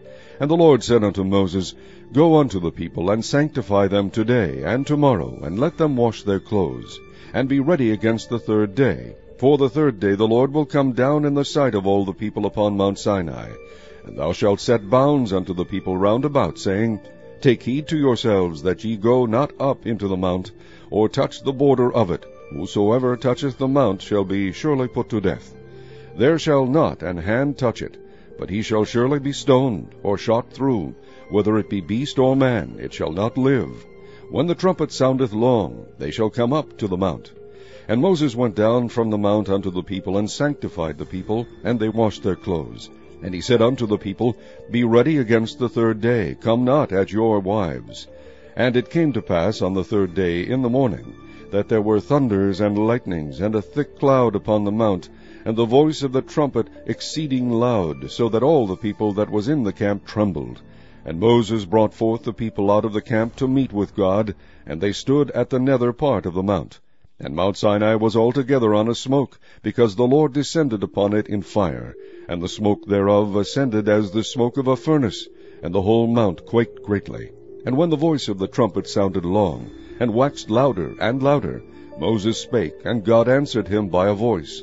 And the Lord came down upon Mount Sinai, on the top of the mount. And the Lord called Moses up to the top of the mount, and Moses went up. And the Lord said unto Moses, Go down, charge the people, lest they break through unto the Lord to gaze, and many of them perish. And let the priests also, which come near to the Lord, sanctify themselves, lest the Lord break forth upon them. And Moses said unto the Lord, The people cannot come up to Mount Sinai, for thou chargest us, saying, Set bounds about the mount, and sanctify it. And the Lord said unto him, Away, get thee down, and thou shalt come up, thou and Aaron with thee. But let not the priest and the people break through to come up unto the Lord, lest he break forth upon them. So Moses went down unto the people, and spake unto them. Chapter 20. And God spake all these words, saying, I am the Lord thy God, which have brought thee out of the land of Egypt, out of the house of bondage. Thou shalt have no other gods before me. Thou shalt not make unto thee any graven image, or any likeness of anything that is in heaven above, or that is in the earth beneath, or that is in the water under the earth. Thou shalt not bow down thyself to them, nor serve them. For I, the Lord thy God, am a jealous God, visiting the iniquity of the fathers upon the children unto the third and fourth generation of them that hate me, and shewing mercy unto thousands of them that love me, and keep my commandments. Thou shalt not take the name of the Lord thy God in vain, for the Lord will not hold him guiltless that taketh his name in vain. Remember the Sabbath day, to keep it holy. 6 days shalt thou labor, and do all thy work. But the seventh day is the Sabbath of the Lord thy God. In it thou shalt not do any work, thou, nor thy son, nor thy daughter, thy manservant, nor thy maidservant, nor thy cattle, nor thy stranger that is within thy gates. For in 6 days the Lord made heaven and earth, the sea, and all that in them is, and rested the seventh day. Wherefore the Lord blessed the Sabbath day, and hallowed it. Honor thy father and thy mother, that thy days may be long upon the land which the Lord thy God giveth thee. Thou shalt not kill. Thou shalt not commit adultery. Thou shalt not steal. Thou shalt not bear false witness against thy neighbor. Thou shalt not covet thy neighbor's house. Thou shalt not covet thy neighbor's wife, nor his manservant, nor his maidservant, nor his ox, nor his ass, nor anything that is thy neighbor's. And all the people saw the thunderings, and the lightnings, and the noise of the trumpet, and the mountain smoking. And when the people saw it, they removed, and stood afar off. And they said unto Moses, Speak thou with us, and we will hear. But let not God speak with us, lest we die. And Moses said unto the people, Fear not, for God is come to prove you, and that his fear may be before your faces, that ye sin not. And the people stood afar off, and Moses drew near unto the thick darkness where God was. And the Lord said unto Moses, Thus thou shalt say unto the children of Israel, Ye have seen that I have talked with you from heaven. Ye shall not make with me gods of silver, neither shall ye make unto you gods of gold. An altar of earth thou shalt make unto me, and shalt sacrifice thereon thy burnt offerings, and thy peace offerings, thy sheep and thine oxen. In all places where I record my name I will come unto thee, and I will bless thee. And if thou wilt make me an altar of stone, thou shalt not build it of hewn stone, for if thou lift up thy tool upon it, thou hast polluted it. Neither shalt thou go up by steps unto mine altar, that thy nakedness be not discovered thereon. Chapter 21. Now these are the judgments which thou shalt set before them. If thou buy an Hebrew servant, 6 years he shall serve, and in the 7th he shall go out free for nothing. If he came in by himself, he shall go out by himself. If he were married, then his wife shall go out with him. If his master have given him a wife, and she have borne him sons or daughters, the wife and her children shall be her master's, and he shall go out by himself. And if the servant shall plainly say, I love my master, my wife, and my children, I will not go out free, then his master shall bring him unto the judges. He shall also bring him to the door, or unto the door post, and his master shall bore his ear through with an awl, and he shall serve him forever. And if a man sell his daughter to be a maidservant, she shall not go out, as the menservants do. If she please not her master, who hath betrothed her to himself, then shall he let her be redeemed. To sell her unto a strange nation he shall have no power, seeing he hath dealt deceitfully with her. And if he have betrothed her unto his son, he shall deal with her after the manner of daughters. If he take him another wife, her food, her raiment, and her duty of marriage shall be not diminished. And if he do not these 3 unto her, then shall she go out free without money. He that smiteth a man so that he die shall be surely put to death. And if a man lie not in wait, but God deliver him into his hand, then I will appoint thee a place whither he shall flee. But if a man come presumptuously upon his neighbor to slay him with guile, thou shalt take him from mine altar, that he may die. And he that smiteth his father or his mother shall be surely put to death. And he that stealeth a man and selleth him, or if he be found in his hand, he shall surely be put to death. And he that curseth his father or his mother shall surely be put to death. And if men strive together, and one smite another with a stone or with his fist, and he die not, but keepeth his bed, if he rise again and walk abroad upon his staff, then shall he that smote him be quit. Only he shall pay for the loss of his time, and shall cause him to be thoroughly healed. And if a man smite his servant or his maid with a rod, and he die under his hand, he shall be surely punished. Notwithstanding, if he continue a day or 2, he shall not be punished, for he is his money. If men strive and hurt a woman with child, so that her fruit depart from her, and yet no mischief follow, he shall be surely punished, according as the woman's husband will lay upon him, and he shall pay as the judges determine. And if any mischief follow, then thou shalt give life for life, eye for eye, tooth for tooth, hand for hand, foot for foot, burning for burning, wound for wound, stripe for stripe. And if a man smite the eye of his servant, or the eye of his maid, that it perish, he shall let him go free for his eye's sake. And if he smite out his manservant's tooth, or his maidservant's tooth, he shall let him go free for his tooth's sake. If an ox gore a man or a woman, that they die, then the ox shall be surely stoned, and his flesh shall not be eaten, but the owner of the ox shall be quit. But if the ox were wont to push with his horn in time past, and it hath been testified to his owner, and he hath not kept him in, but that he hath killed a man or a woman, the ox shall be stoned, and his owner also shall be put to death. If there be laid on him a sum of money, then he shall give for the ransom of his life whatsoever is laid upon him, whether he have gored a son or have gored a daughter. According to this judgment shall it be done unto him. If the ox shall push a manservant or a maidservant, he shall give unto their master 30 shekels of silver, and the ox shall be stoned. And if a man shall open a pit, or if a man shall dig a pit, and not cover it, and an ox or an ass fall therein, the owner of the pit shall make it good, and give money unto the owner of them, and the dead beast shall be his.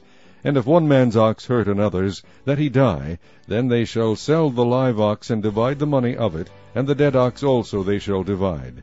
Or if it be known that the ox hath used to push in time past, and his owner hath not kept him in, he shall surely pay ox for ox, and the dead shall be his own. Chapter 22. If a man shall steal an ox, or a sheep, and kill it, or sell it, he shall restore 5 oxen for an ox, and 4 sheep for a sheep. If a thief be found breaking up, and be smitten that he die, there shall no blood be shed for him. If the sun be risen upon him, there shall be blood shed for him, for he should make full restitution. If he have nothing, then he shall be sold for his theft. If the theft be certainly found in his hand alive, whether it be ox, or ass, or sheep, he shall restore double. If a man shall cause a field or vineyard to be eaten, and shall put in his beast, and shall feed in another man's field, of the best of his own field, and of the best of his own vineyard shall he make restitution. If fire break out and catch in thorns, so that the stacks of corn, or the standing corn, or the field, be consumed therewith, he that kindled the fire shall surely make restitution. If a man shall deliver unto his neighbor money or stuff to keep, and it be stolen out of the man's house, if the thief be found, let him pay double. If the thief be not found, then the master of the house shall be brought unto the judges, to see whether he have put his hand unto his neighbor's goods.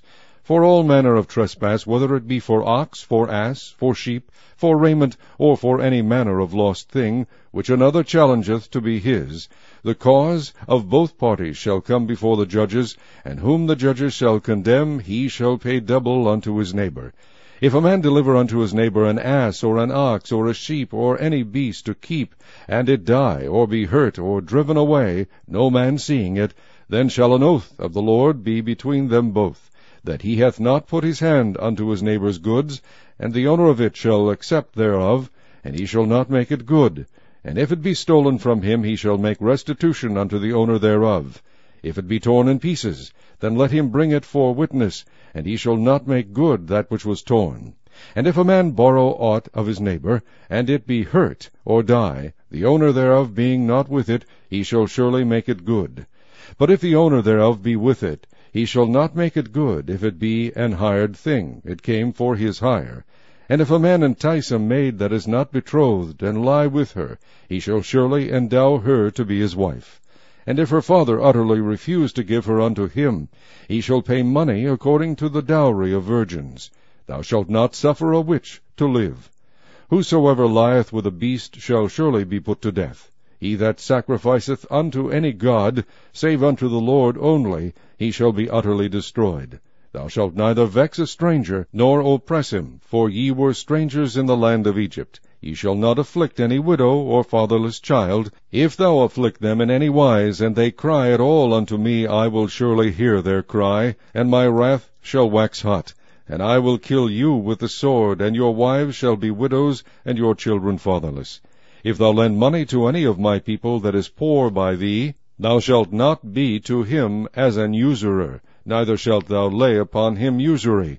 If thou at all take thy neighbor's raiment to pledge, thou shalt deliver it unto him by that the sun goeth down. For that is his covering only. It is his raiment for his skin, wherein shall he sleep. And it shall come to pass, when he crieth unto me, that I will hear, for I am gracious. Thou shalt not revile the gods, nor curse the ruler of thy people. Thou shalt not delay to offer the first of thy ripe fruits, and of thy liquors, the firstborn of thy sons shalt thou give unto me. Likewise shalt thou do with thine oxen, and with thy sheep. 7 days it shall be with his dam. On the 8th day thou shalt give it me, and ye shall be holy men unto me, neither shall ye eat any flesh that is torn of beasts in the field. Ye shall cast it to the dogs. Chapter 23. Thou shalt not raise a false report. Put not thine hand with the wicked to be an unrighteous witness. Thou shalt not follow a multitude to do evil, neither shalt thou speak in a cause to decline after many to wrest judgment. Neither shalt thou countenance a poor man in his cause. If thou meet thine enemy's ox or his ass going astray, thou shalt surely bring it back to him again. If thou see the ass of him that hateth thee lying under his burden, and wouldest forbear to help him, thou shalt surely help with him. Thou shalt not wrest the judgment of thy poor in his cause. Keep thee far from a false matter, and the innocent and righteous slay thou not. For I will not justify the wicked, and thou shalt take no gift. For the gift blindeth the wise, and perverteth the words of the righteous. Also thou shalt not oppress a stranger, for ye know the heart of a stranger, seeing ye were strangers in the land of Egypt. And 6 years thou shalt sow thy land, and shalt gather in the fruits thereof. But the 7th year thou shalt let it rest, and lie still, that the poor of thy people may eat, and what they leave the beasts of the field shall eat. In like manner thou shalt deal with thy vineyard, and with thy oliveyard. 6 days thou shalt do thy work, and on the 7th day thou shalt rest, that thine ox and thine ass may rest, and the son of thy handmaid, and the stranger may be refreshed. And in all things that I have said unto you be circumspect, and make no mention of the name of other gods, neither let it be heard out of thy mouth. 3 times thou shalt keep a feast unto me in the year. Thou shalt keep the feast of unleavened bread. Thou shalt eat unleavened bread 7 days, as I commanded thee, in the time appointed of the month Abib. For in it thou camest out from Egypt, and none shall appear before me empty. And the feast of harvest, the first fruits of thy labors, which thou hast sown in the field, and the feast of ingathering, which is in the end of the year, when thou hast gathered in thy labors out of the field. 3 times in the year all thy male shall appear before the Lord God. Thou shalt not offer the blood of my sacrifice with leavened bread, neither shall the fat of my sacrifice remain until the morning. The first of the firstfruits of thy land thou shalt bring into the house of the Lord thy God. Thou shalt not seethe a kid in his mother's milk. Behold, I send an angel before thee, to keep thee in the way, and to bring thee into the place which I have prepared. Beware of him, and obey his voice. Provoke him not, for he will not pardon your transgressions, for my name is in him. But if thou shalt indeed obey his voice, and do all that I speak, then I will be an enemy unto thine enemies, and an adversary unto thine adversaries. For mine angel shall go before thee, and bring thee unto the Amorites, and the Hittites, and the Perizzites, and the Canaanites, the Hivites, and the Jebusites, and I will cut them off. Thou shalt not bow down to their gods, nor serve them, nor do after their works, but thou shalt utterly overthrow them, and quite break down their images. And ye shall serve the Lord your God, and he shall bless thy bread and thy water, and I will take sickness away from the midst of thee. There shall nothing cast their young, nor be barren in thy land. The number of thy days I will fulfill. I will send my fear before thee, and will destroy all the people to whom thou shalt come, and I will make all thine enemies turn their backs unto thee. And I will send hornets before thee, which shall drive out the Hivite, the Canaanite, and the Hittite from before thee. I will not drive them out from before thee in 1 year, lest the land become desolate, and the beasts of the field multiply against thee. By little and little I will drive them out from before thee, until thou be increased, and inherit the land. And I will set thy bounds from the Red Sea even unto the sea of the Philistines, and from the desert unto the river. For I will deliver the inhabitants of the land into your hand, and thou shalt drive them out before thee. Thou shalt make no covenant with them, nor with their gods. They shall not dwell in thy land, lest they make thee sin against me. For if thou serve their gods, it will surely be a snare unto thee. Chapter 24. And he said unto Moses, Come up unto the Lord, thou and Aaron, Nadab, and Abihu, and 70 of the elders of Israel, and worship ye afar off. And Moses alone shall come near the Lord, but they shall not come nigh, neither shall the people go up with him. And Moses came and told the people all the words of the Lord, and all the judgments. And all the people answered with one voice, and said, All the words which the Lord hath said will we do.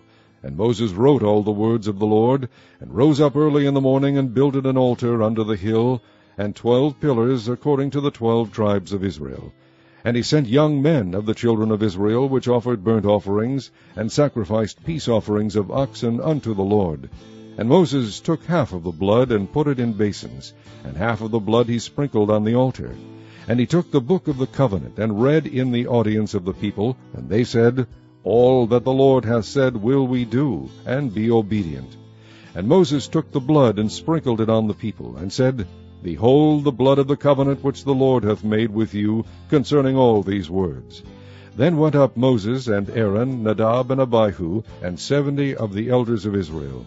And they saw the God of Israel, And there was under his feet as it were a paved work of a sapphire stone, and as it were the body of heaven in his clearness. And upon the nobles of the children of Israel he laid not his hand. Also they saw God, and did eat and drink. And the Lord said unto Moses, Come up to me into the mount, and be there.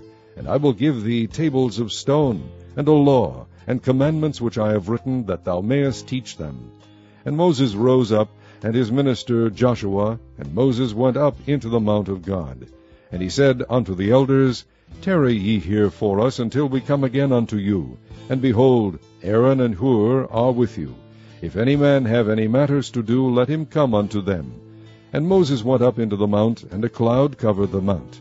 And the glory of the Lord abode upon Mount Sinai, and the cloud covered it 6 days. And the 7th day he called unto Moses out of the midst of the cloud. And the sight of the glory of the Lord was like devouring fire on the top of the mount in the eyes of the children of Israel. And Moses went into the midst of the cloud, and gat him up into the mount. And Moses was in the mount 40 days and 40 nights. Chapter 25. And the Lord spake unto Moses, saying, Speak unto the children of Israel, that they bring me an offering. Of every man that giveth it willingly with his heart ye shall take my offering. And this is the offering which ye shall take of them, gold, and silver, and brass, and blue, and purple, and scarlet, and fine linen, and goat's hair, and ram skins dyed red, and badger skins, and shittim wood, oil for the light, spices for anointing oil, and for sweet incense, onyx stones, and stones to be set in the ephod, and in the breastplate. And let them make me a sanctuary, that I may dwell among them. According to all that I shew thee, after the pattern of the tabernacle, and the pattern of all the instruments thereof, even so shall ye make it. And they shall make an ark of shittim wood, 2 cubits and a half shall be the length thereof, and a cubit and a half the breadth thereof, and a cubit and a half the height thereof. And thou shalt overlay it with pure gold, within and without shalt thou overlay it, and shalt make upon it a crown of gold round about. And thou shalt cast 4 rings of gold for it, and put them in the 4 corners thereof. And 2 rings shall be in the one side of it, and 2 rings in the other side of it.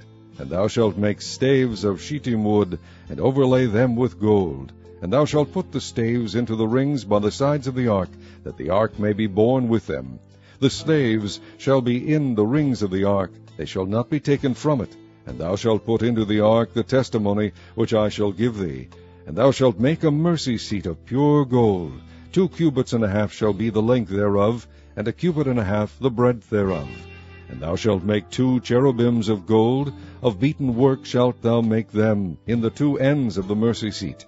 And make 1 cherub on the one end, and the other cherub on the other end. Even of the mercy seat shall ye make the cherubims on the 2 ends thereof. And the cherubims shall stretch forth their wings on high, covering the mercy seat with their wings. And their faces shall look one to another, toward the mercy seat shall the faces of the cherubims be. And thou shalt put the mercy seat above upon the ark. And in the ark thou shalt put the testimony that I shall give thee. And there I will meet with thee, and I will commune with thee from above the mercy seat, from between the 2 cherubims which are upon the ark of the testimony, of all things which I will give thee in commandment unto the children of Israel. Thou shalt also make a table of shittim wood. 2 cubits shall be the length thereof, and a cubit the breadth thereof, and a cubit and a half the height thereof. And thou shalt overlay it with pure gold, and make thereto a crown of gold round about. And thou shalt make unto it a border of an handbreadth round about. And thou shalt make a golden crown to the border thereof round about.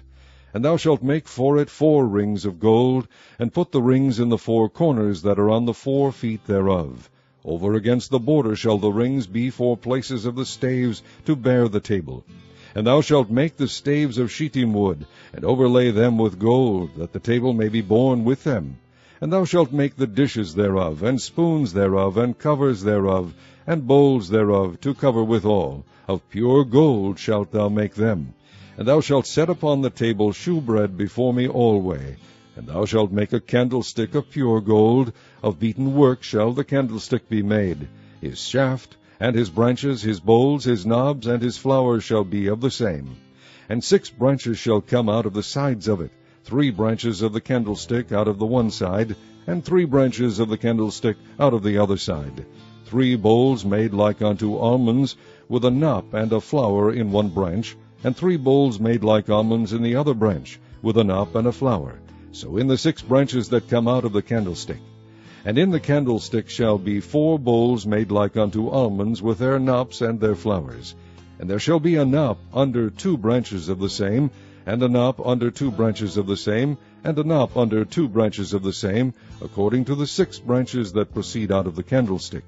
Their knops and their branches shall be of the same. All it shall be one beaten work of pure gold. And thou shalt make the 7 lamps thereof, and they shall light the lamps thereof, that they may give light over against it. And the tongs thereof and the snuff dishes thereof shall be of pure gold. Of a talent of pure gold shall he make it, with all these vessels. And look that thou make them after their pattern, which was shewed thee in the mount. Chapter 26. Moreover, thou shalt make the tabernacle with 10 curtains of fine twined linen, and blue and purple and scarlet, with cherubims of cunning work shalt thou make them. The length of 1 curtain shall be 28 cubits, and the breadth of 1 curtain 4 cubits, and every one of the curtains shall have 1 measure. The 5 curtains shall be coupled together one to another, and other 5 curtains shall be coupled one to another. And thou shalt make loops of blue upon the edge of the 1 curtain from the selvedge in the coupling, and likewise shalt thou make in the uttermost edge of another curtain in the coupling of the 2nd. 50 loops shalt thou make in the 1 curtain, and 50 loops shalt thou make in the edge of the curtain that is in the coupling of the 2nd, that the loops may take hold one of another.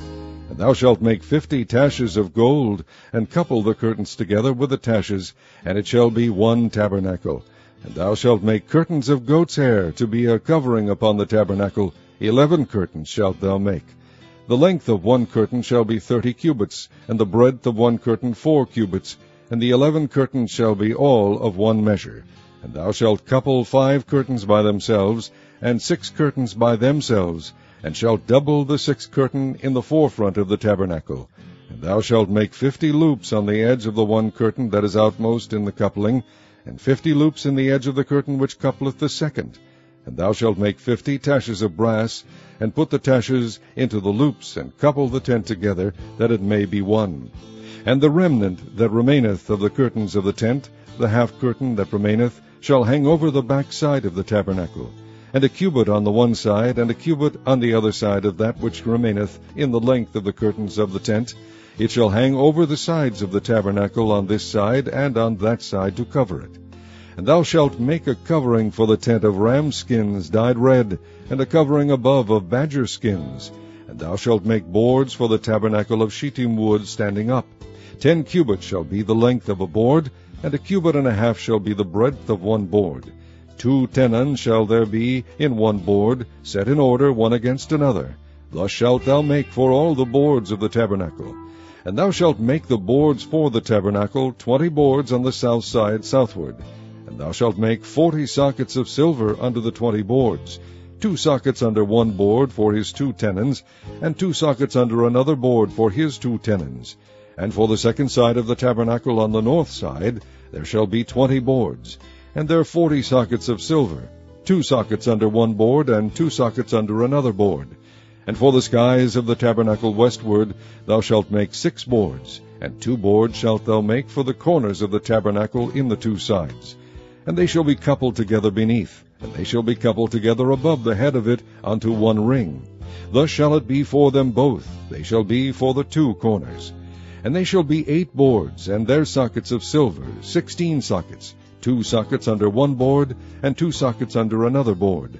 And thou shalt make bars of shittim wood, 5 for the boards of the one side of the tabernacle, and 5 bars for the boards of the other side of the tabernacle, and 5 bars for the boards of the side of the tabernacle, for the 2 sides westward.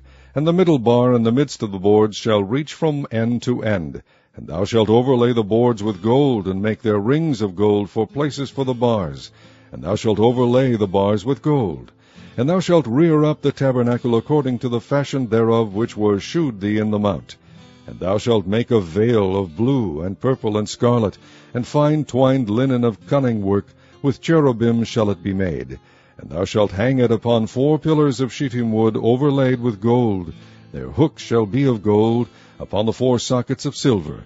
And thou shalt hang up the veil under the taches, that thou mayest bring in thither within the veil the ark of the testimony.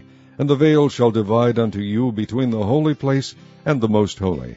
And thou shalt put the mercy seat upon the ark of the testimony in the most holy place. And thou shalt set the table without the veil, and the candlestick over against the table on the side of the tabernacle toward the south. And thou shalt put the table on the north side.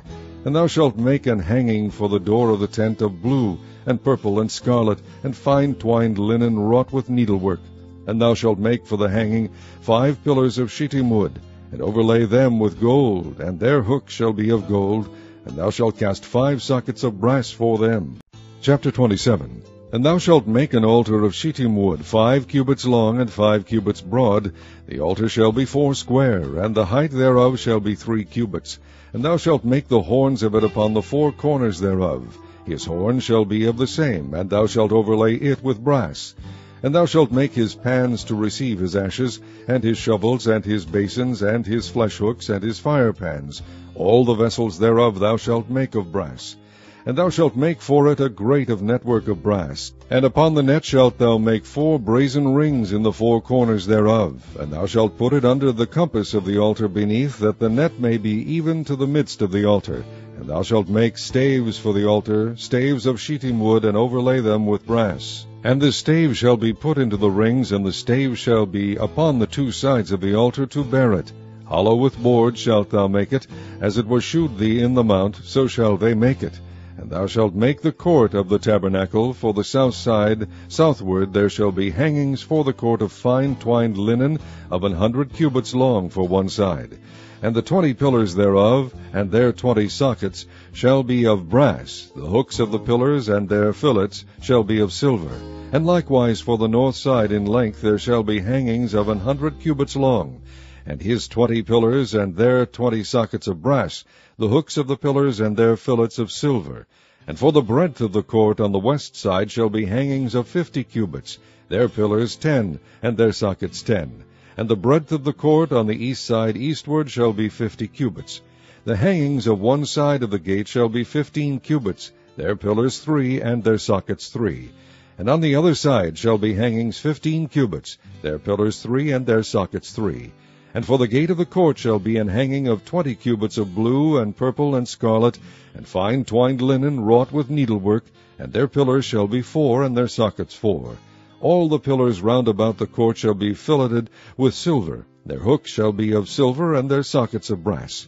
The length of the court shall be 100 cubits, and the breadth 50 everywhere, and the height 5 cubits of fine twined linen, and their sockets of brass.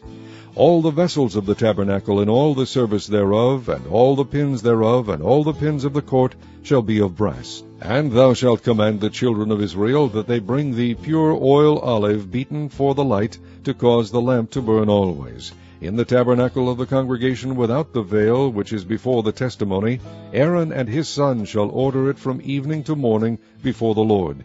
It shall be a statute forever unto their generations on the behalf of the children of Israel. Chapter 28. And take thou unto thee Aaron thy brother and his sons with him from among the children of Israel, that he may minister unto me in the priest's office, even Aaron, Nadab, and Abihu, Eleazar, and Ithamar, Aaron's sons. And thou shalt make holy garments for Aaron thy brother, for glory and for beauty. And thou shalt speak unto all that are wise-hearted, whom I have filled with the spirit of wisdom, that they may make Aaron's garments to consecrate him, that he may minister unto me in the priest's office.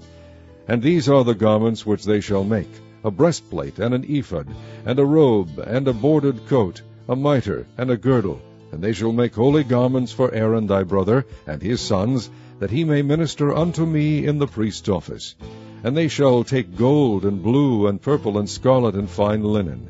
And they shall make the ephod of gold, of blue, and of purple, of scarlet, and fine twined linen with cunning work. It shall have the 2 shoulder pieces thereof, joined at the 2 edges thereof, and so it shall be joined together. And the curious girdle of the ephod, which is upon it, shall be of the same according to the work thereof, even of gold, of blue, and purple, and scarlet, and fine twined linen. And thou shalt take 2 onyx stones, and grave on them the names of the children of Israel, 6 of their names on one stone, and the other 6 names of the rest on the other stone according to their birth. With the work of an engraver in stone, like the engravings of a signet, shalt thou engrave the 2 stones with the names of the children of Israel. Thou shalt make them to be set in ouches of gold. And thou shalt put the 2 stones upon the shoulders of the ephod for stones of memorial unto the children of Israel. And Aaron shall bear their names before the Lord upon his 2 shoulders for a memorial. And thou shalt make ouches of gold, and 2 chains of pure gold at the ends. Of wreathen work shalt thou make them, and fasten the wreathen chains to the ouches. And thou shalt make the breastplate of judgment with cunning work. After the work of the ephod thou shalt make it, of gold, of blue, and of purple, and of scarlet, and of fine twined linen shalt thou make it. 4 square it shall be, being doubled. A span shall be the length thereof, and a span shall be the breadth thereof. And thou shalt set it in settings of stones, even 4 rows of stones. The first row shall be a sardius, a topaz, and a carbuncle. This shall be the first row. And the second row shall be an emerald, a sapphire, and a diamond. And the third row a ligure, an agate, and an amethyst. And the 4th row a beryl, and an onyx, and a jasper. They shall be set in gold in their enclosings. And the stones shall be with the names of the children of Israel, 12 according to their names, like the engravings of a signet. Every one with his name shall they be according to the 12 tribes. And thou shalt make upon the breastplate chains at the ends of wreathen work of pure gold. And thou shalt make upon the breastplate 2 rings of gold, and shalt put the 2 rings on the 2 ends of the breastplate. And thou shalt put the 2 wreathen chains of gold in the 2 rings which are on the ends of the breastplate. And the other 2 ends of the 2 wreathen chains thou shalt fasten in the 2 ouches, and put them on the shoulder pieces of the ephod before it. And thou shalt make 2 rings of gold, and thou shalt put them upon the 2 ends of the breastplate in the border thereof, which is in the side of the ephod inward. And 2 other rings of gold thou shalt make, and shalt put them on the 2 sides of the ephod underneath, toward the forepart thereof, over against the other coupling thereof, above the curious girdle of the ephod. And they shall bind the breastplate by the rings thereof unto the rings of the ephod with a lace of blue, that it may be above the curious girdle of the ephod, and that the breastplate be not loosed from the ephod. And Aaron shall bear the names of the children of Israel in the breastplate of judgment upon his heart, when he goeth in unto the holy place for a memorial before the Lord continually. And thou shalt put in the breastplate of judgment the Urim and the Thummim, and they shall be upon Aaron's heart, when he goeth in before the Lord. And Aaron shall bear the judgment of the children of Israel upon his heart before the Lord continually. And thou shalt make the robe of the ephod all of blue, and there shall be an hole in the top of it, in the midst thereof. It shall have a binding of woven work round about the hole of it, as it were the hole of a habergeon, that it be not rent. And beneath upon the hem of it thou shalt make pomegranates of blue, and of purple, and of scarlet, round about the hem thereof, and bells of gold between them round about. A gold bell and a pomegranate, a gold bell and a pomegranate, upon the hem of the robe round about. And it shall be upon Aaron to minister, and his sound shall be heard when he goeth in unto the holy place before the Lord, and when he cometh out, that he die not. And thou shalt make a plate of pure gold, and grave upon it, like the engravings of a signet, Holiness to the Lord.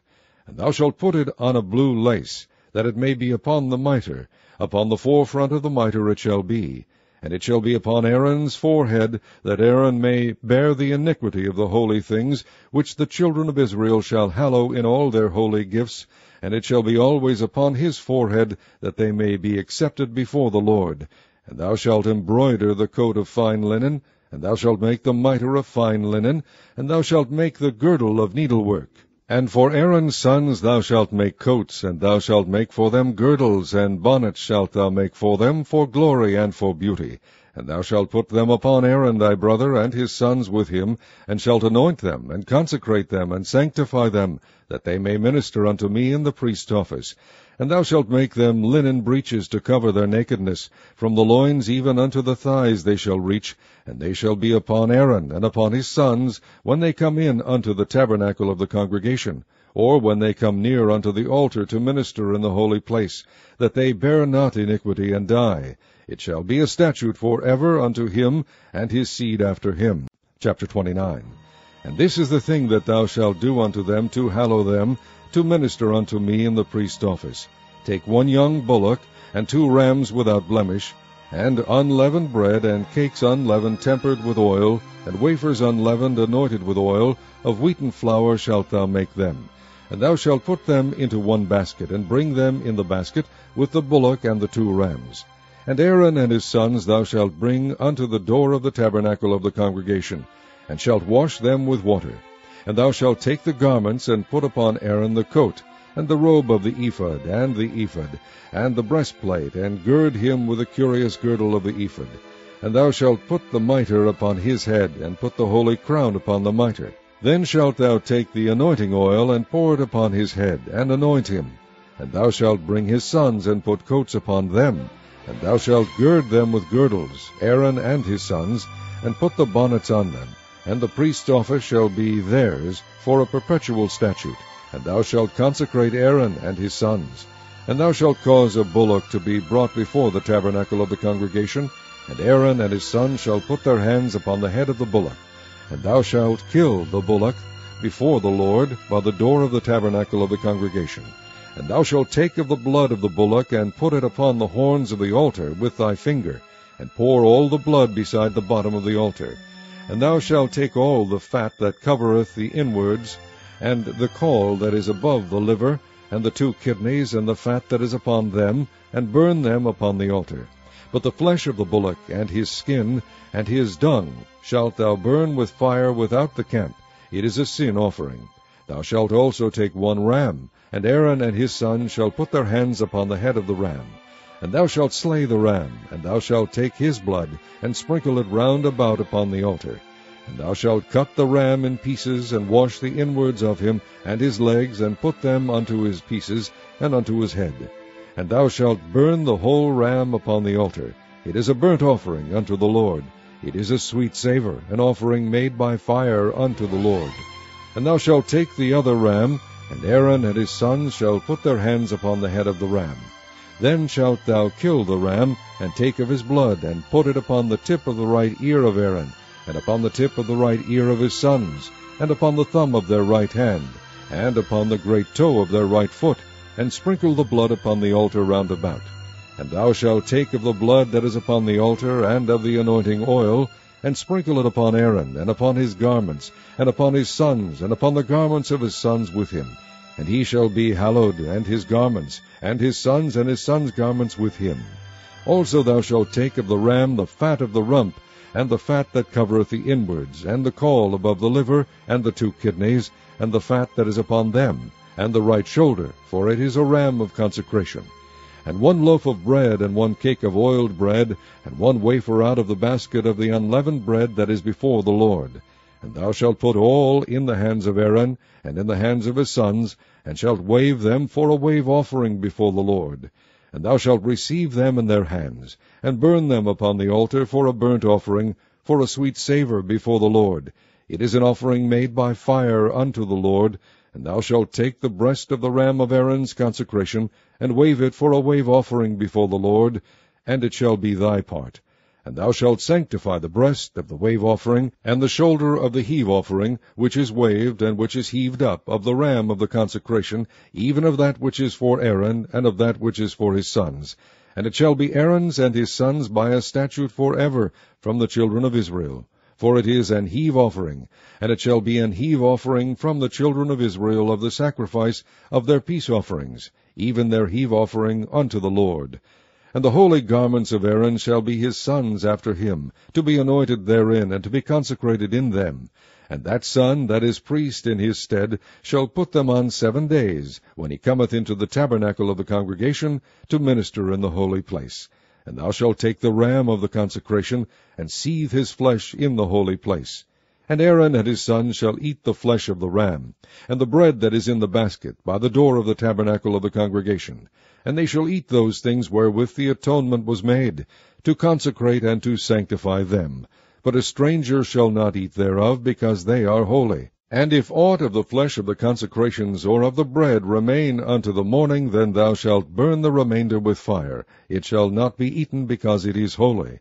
And thus shalt thou do unto Aaron and to his sons, according to all things which I have commanded thee.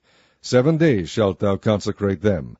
And thou shalt offer every day a bullock for a sin offering for atonement. And thou shalt cleanse the altar, when thou hast made an atonement for it, and thou shalt anoint it to sanctify it. 7 days thou shalt make an atonement for the altar, and sanctify it, and it shall be an altar most holy.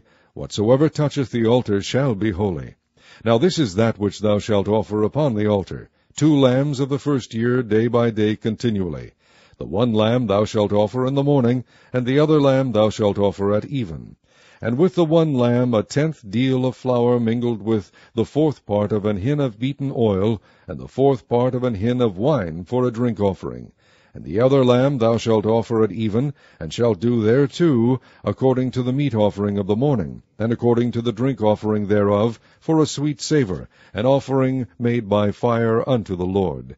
This shall be a continual burnt offering throughout your generations, at the door of the tabernacle of the congregation before the Lord, where I will meet you to speak there unto thee.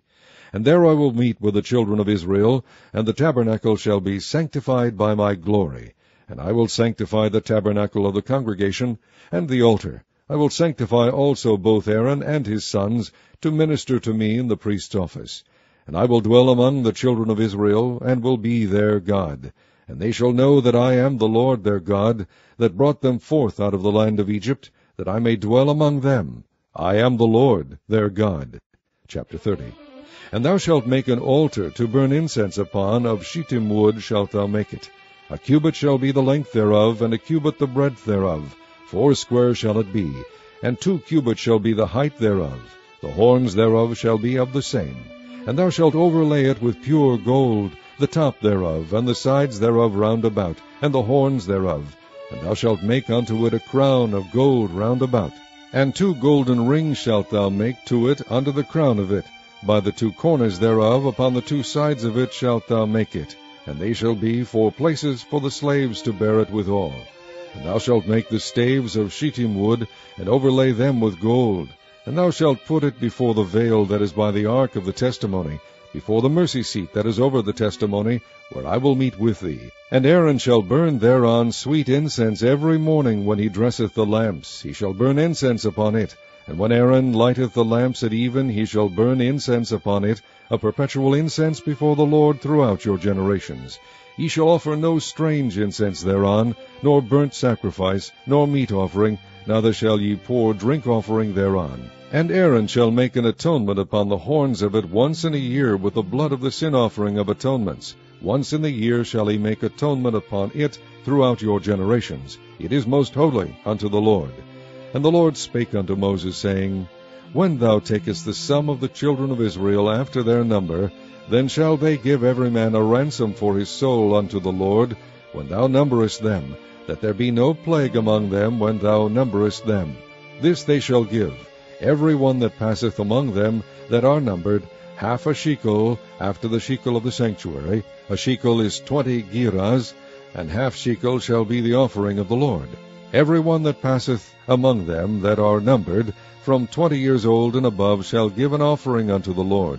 The rich shall not give more, and the poor shall not give less than half a shekel, when they give an offering unto the Lord, to make an atonement for your souls. And thou shalt take the atonement money of the children of Israel, and shall appoint it for the service of the tabernacle of the congregation, that it may be a memorial unto the children of Israel before the Lord, to make an atonement for your souls. And the Lord spake unto Moses, saying, Thou shalt also make a laver of brass, and his foot also of brass, to wash withal. And thou shalt put it between the tabernacle of the congregation and the altar, and thou shalt put water therein. For Aaron and his sons shall wash their hands and their feet thereat. When they go into the tabernacle of the congregation, they shall wash with water, that they die not. And when they come near to the altar to minister, to burn offering made by fire unto the Lord, so they shall wash their hands and their feet, that they die not. And it shall be a statute forever to them, even to him and to his seed throughout their generations. Moreover the Lord spake unto Moses, saying, Take thou also unto thee principal spices, of pure myrrh 500 shekels, and of sweet cinnamon half so much, even 250 shekels, and of sweet calamus 250 shekels, and of cassia 500 shekels, after the shekel of the sanctuary, and of oil, olive, and hin. And thou shalt make it an oil of holy ointment, an ointment compound after the art of the apothecary. It shall be an holy anointing oil. And thou shalt anoint the tabernacle of the congregation therewith, and the ark of the testimony, and the table and all his vessels, and the candlestick and his vessels, and the altar of incense, and the altar of burnt offering with all his vessels, and the laver and his foot. And thou shalt sanctify them, that they may be most holy. Whatsoever toucheth them shall be holy. And thou shalt anoint Aaron and his sons, and consecrate them, that they may minister unto me in the priest's office. And thou shalt speak unto the children of Israel, saying, This shall be an holy anointing oil unto me throughout your generations. Upon man's flesh shall it not be poured, neither shall ye make any other like it. After the composition of it, it is holy, and it shall be holy unto you. Whosoever compoundeth any like it, or whosoever putteth any of it upon a stranger, shall even be cut off from his people. And the Lord said unto Moses, Take unto the sweet spices, stacte, and onycha, and galbanum, these sweet spices with pure frankincense, of each shall there be a like weight. And thou shalt make it a perfume, a confection after the art of the apothecary, tempered together, pure and holy. And thou shalt beat some of it very small, and put of it before the testimony in the tabernacle of the congregation, where I will meet with thee. It shall be unto you most holy. And as for the perfume which thou shalt make, ye shall not make to yourselves according to the composition thereof. It shall be unto thee holy for the Lord. Whosoever shall make like unto that, to smell thereto, shall even be cut off from his people. Chapter 31. And the Lord spake unto Moses, saying, See, I have called by name Bezaleel, the son of Uri, the son of Hur, of the tribe of Judah. And I have filled him with the Spirit of God in wisdom, and in understanding, and in knowledge, and in all manner of workmanship, to devise cunning works, to work in gold, and in silver, and in brass, and in cutting of stones to set them, and in carving of timber, to work in all manner of workmanship. And I, behold, I have given with him Aholiab, the son of Ahisamach, of the tribe of Dan. And in the hearts of all that are wise-hearted I have put wisdom, that they may make all that I have commanded thee, the tabernacle of the congregation, and the ark of the testimony, and the mercy seat that is thereupon, and all the furniture of the tabernacle, and the table and his furniture, and the pure candlestick with all his furniture, and the altar of incense, and the altar of burnt offering with all his furniture, and the laver and his foot, and the cloths of service, and the holy garments for Aaron the priest, and the garments of his sons, to minister in the priest's office, and the anointing oil, and sweet incense for the holy place, according to all that I have commanded thee shall they do. And the Lord spake unto Moses, saying, Speak thou also unto the children of Israel, saying, Verily my Sabbaths ye shall keep, for it is a sign between me and you throughout your generations, that ye may know that I am the Lord that doth sanctify you. Ye shall keep the Sabbath therefore, for it is holy unto you. Every one that defileth it shall surely be put to death. For whosoever doeth any work therein, that soul shall be cut off from among his people. 6 days may work be done, but in the 7th is the Sabbath of rest, holy to the Lord. Whosoever doeth any work in the Sabbath day, he shall surely be put to death. Wherefore the children of Israel shall keep the Sabbath, to observe the Sabbath throughout their generations for a perpetual covenant. It is a sign between me and the children of Israel forever. For in 6 days the Lord made heaven and earth, and on the 7th day he rested and was refreshed. And he gave unto Moses, when he had made an end of communing with him upon Mount Sinai, 2 tables of testimony, tables of stone, written with a finger of God. Chapter 32. And when the people saw that Moses delayed to come down out of the mount, the people gathered themselves together unto Aaron, and said unto him, Up, make us gods, which shall go before us. For as for this Moses, the man that brought us up out of the land of Egypt, we wot not what is become of him. And Aaron said unto them, Break off the golden earrings which are in the ears of your wives, of your sons, and of your daughters, and bring them unto me. And all the people brake off the golden earrings which were in their ears, and brought them unto Aaron. And he received them at their hand, and fashioned it with a graving tool, after he had made it a molten calf. And they said, These be thy gods, O Israel, which brought thee up out of the land of Egypt. And when Aaron saw it, he built an altar before it, and Aaron made proclamation, and said, Tomorrow is a feast to the Lord. And they rose up early on the morrow, and offered burnt offerings, and brought peace offerings. And the people sat down to eat and to drink, and rose up to play. And the Lord said unto Moses, Go, get thee down, for thy people which thou broughtest out of the land of Egypt have corrupted themselves. They have turned aside quickly out of the way which I commanded them. They have made them a molten calf, and have worshipped it, and have sacrificed thereunto, and said, These be thy gods, O Israel, which have brought thee up out of the land of Egypt. And the Lord said unto Moses, I have seen this people, and behold, it is a stiff-necked people. Now therefore let me alone, that my wrath may wax hot against them, and that I may consume them, and I will make of thee a great nation. And Moses besought the Lord his God, and said, Lord, why doth thy wrath wax hot against thy people, which thou hast brought forth out of the land of Egypt with great power and with a mighty hand? Wherefore should the Egyptians speak and say, For mischief did he bring them out, to slay them in the mountains, and to consume them from the face of the earth? Turn from thy fierce wrath, and repent of this evil against thy people. Remember Abraham, Isaac, and Israel, thy servants, to whom thou swarest by thine own self, and saidst unto them, I will multiply your seed as the stars of heaven, and all this land that I have spoken of will I give unto your seed, and they shall inherit it forever. And the Lord repented of the evil which he thought to do unto his people. And Moses turned and went down from the mount, and the 2 tables of the testimony were in his hand, and the tables were written on both their sides, on the one side and on the other were they written. And the tables were the work of God, and the writing was the writing of God, graven upon the tables. And when Joshua heard the noise of the people as they shouted, he said unto Moses, There is a noise of war in the camp. And he said, It is not the voice of them that shout for mastery, neither is it the voice of them that cry for being overcome, but the noise of them that sing do I hear. And it came to pass, as soon as he came nigh unto the camp, that he saw the calf and the dancing. And Moses' anger waxed hot, and he cast the tables out of his hands, and brake them beneath the mount. And he took the calf which they had made, and burnt it in the fire, and ground it to powder, and strawed it upon the water, and made the children of Israel drink of it. And Moses said unto Aaron, What did this people unto thee, that thou hast brought so great a sin upon them? And Aaron said, Let not the anger of my Lord wax hot. Thou knowest the people, that they are set on mischief. For they said unto me, Make us gods, which shall go before us. For as for this Moses, the man that brought us up out of the land of Egypt, we wot not what is become of him. And I said unto them, Whosoever hath any gold, let them break it off. So they gave it me. Then I cast it into the fire, and there came out this calf. And when Moses saw that the people were naked, for Aaron had made them naked unto their shame among their enemies, then Moses stood in the gate of the camp, and said, Who is on the Lord's side? Let him come unto me. And all the sons of Levi gathered themselves together unto him. And he said unto them, Thus saith the Lord God of Israel, Put every man his sword by his side, and go in and out from the gate to gate throughout the camp, and slay every man his brother, and every man his companion, and every man his neighbor.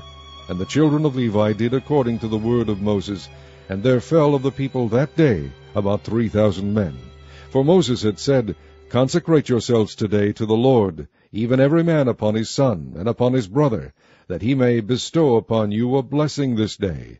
And it came to pass on the morrow, that Moses said unto the people, Ye have sinned a great sin, and now I will go up unto the Lord, peradventure I shall make an atonement for your sin. And Moses returned unto the Lord, and said, O this people have sinned a great sin, and have made them gods of gold. Yet now, if thou wilt forgive their sin, and if not, blot me, I pray thee, out of thy book which thou hast written. And the Lord said unto Moses, Whosoever hath sinned against me, him will I blot out of my book. Therefore go now, lead the people unto the place of which I have spoken unto thee. Behold, mine angel shall go before thee. Nevertheless, in the day when I visit, I will visit their sin upon them. And the Lord plagued the people, because they made the calf which Aaron made. Chapter 33. And the Lord said unto Moses, Depart, and go up hence, thou and the people, which thou hast brought up out of the land of Egypt, unto the land which I swear unto Abraham, to Isaac, and to Jacob, saying, Unto thy seed will I give it.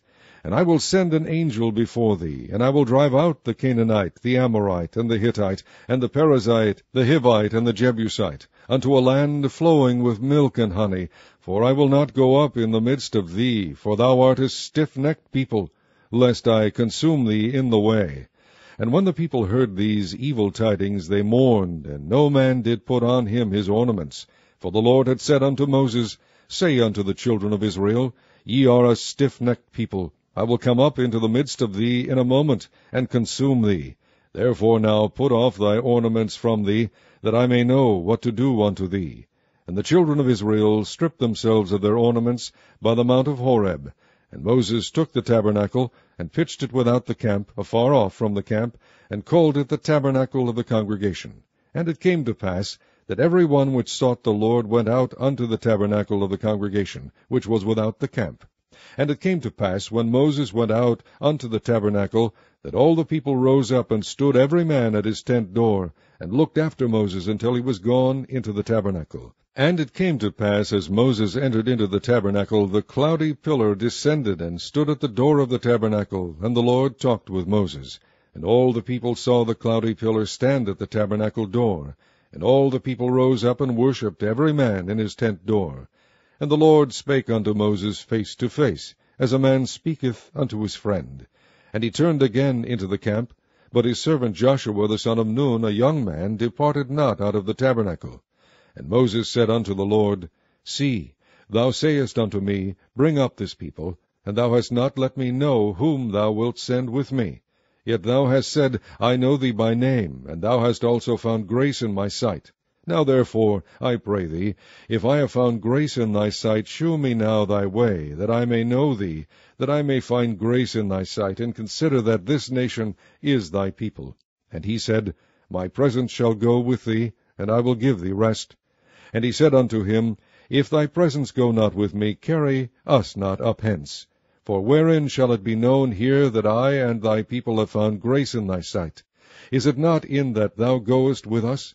So shall we be separated, I and thy people, from all the people that are upon the face of the earth. And the Lord said unto Moses, I will do this thing also that thou hast spoken, for thou hast found grace in my sight, and I know thee by name. And he said, I beseech thee, shew me thy glory. And he said, I will make all my goodness pass before thee, and I will proclaim the name of the Lord before thee, and will be gracious to whom I will be gracious, and will shew mercy on whom I will shew mercy. And he said, Thou canst not see my face, for there shall no man see me and live. And the Lord said, Behold, there is a place by me, and thou shalt stand upon a rock. And it shall come to pass, while my glory passeth by, that I will put thee in a clift of the rock, and will cover thee with my hand while I pass by. And I will take away mine hand, and thou shalt see my back parts, but my face shall not be seen. Chapter 34. And the Lord said unto Moses, Hew thee 2 tables of stone like unto the first, and I will write upon these tables the words that were in the first tables, which thou breakest. And be ready in the morning, and come up in the morning unto Mount Sinai, and present thyself there to me in the top of the mount. And no man shall come up with thee, neither let any man be seen throughout all the mount, neither let the flocks nor herds feed before that mount. And he hewed 2 tables of stone like unto the first. And Moses rose up early in the morning, and went up unto Mount Sinai, as the Lord had commanded him, and took in his hand the 2 tables of stone. And the Lord descended in the cloud, and stood with him there, and proclaimed the name of the Lord. And the Lord passed by before him, and proclaimed, the Lord God, merciful and gracious, long-suffering, and abundant in goodness and truth, keeping mercy for thousands, forgiving iniquity and transgression and sin, and that will by no means clear the guilty, visiting the iniquity of the fathers upon the children, and upon the children's children unto the 3rd and to the 4th generation. And Moses made haste, and bowed his head toward the earth, and worshipped. And he said, If now I have found grace in thy sight, O Lord, let my Lord, I pray thee, go among us. For it is a stiff-necked people, and pardon our iniquity and our sin, and take us for thine inheritance. And he said, Behold, I make a covenant. Before all thy people I will do marvels, such as have not been done in all the earth, nor in any nation. and all the people among which thou art shall see the work of the Lord, for it is a terrible thing that I will do with thee. Observe thou that which I command thee this day. Behold, I drive out before thee the Amorite, and the Canaanite, and the Hittite, and the Perizzite, and the Hivite, and the Jebusite. Take heed to thyself, lest thou make a covenant with the inhabitants of the land whither thou goest, lest it be for a snare in the midst of thee. But ye shall destroy their altars, break their images, and cut down their groves. For thou shalt worship no other God, for the Lord, whose name is jealous, is a jealous God. Lest thou make a covenant with the inhabitants of the land, and they go a-whoring after their gods, and do sacrifice unto their gods, and one call thee, and thou eat of his sacrifice, and thou take of their daughters unto thy sons, and their daughters go a-whoring after their gods, and make thy sons go a-whoring after their gods. Thou shalt make thee no molten gods. The feast of unleavened bread shalt thou keep. 7 days thou shalt eat unleavened bread, as I commanded thee, in the time of the month Abib, for in the month Abib thou camest out from Egypt. All that openeth the matrix is mine, and every firstling among thy cattle, whether ox or sheep, that is male. But the firstling of an ass thou shalt redeem with a lamb, and if thou redeem him not, then shalt thou break his neck. All the firstborn of thy sons thou shalt redeem, and none shall appear before me empty.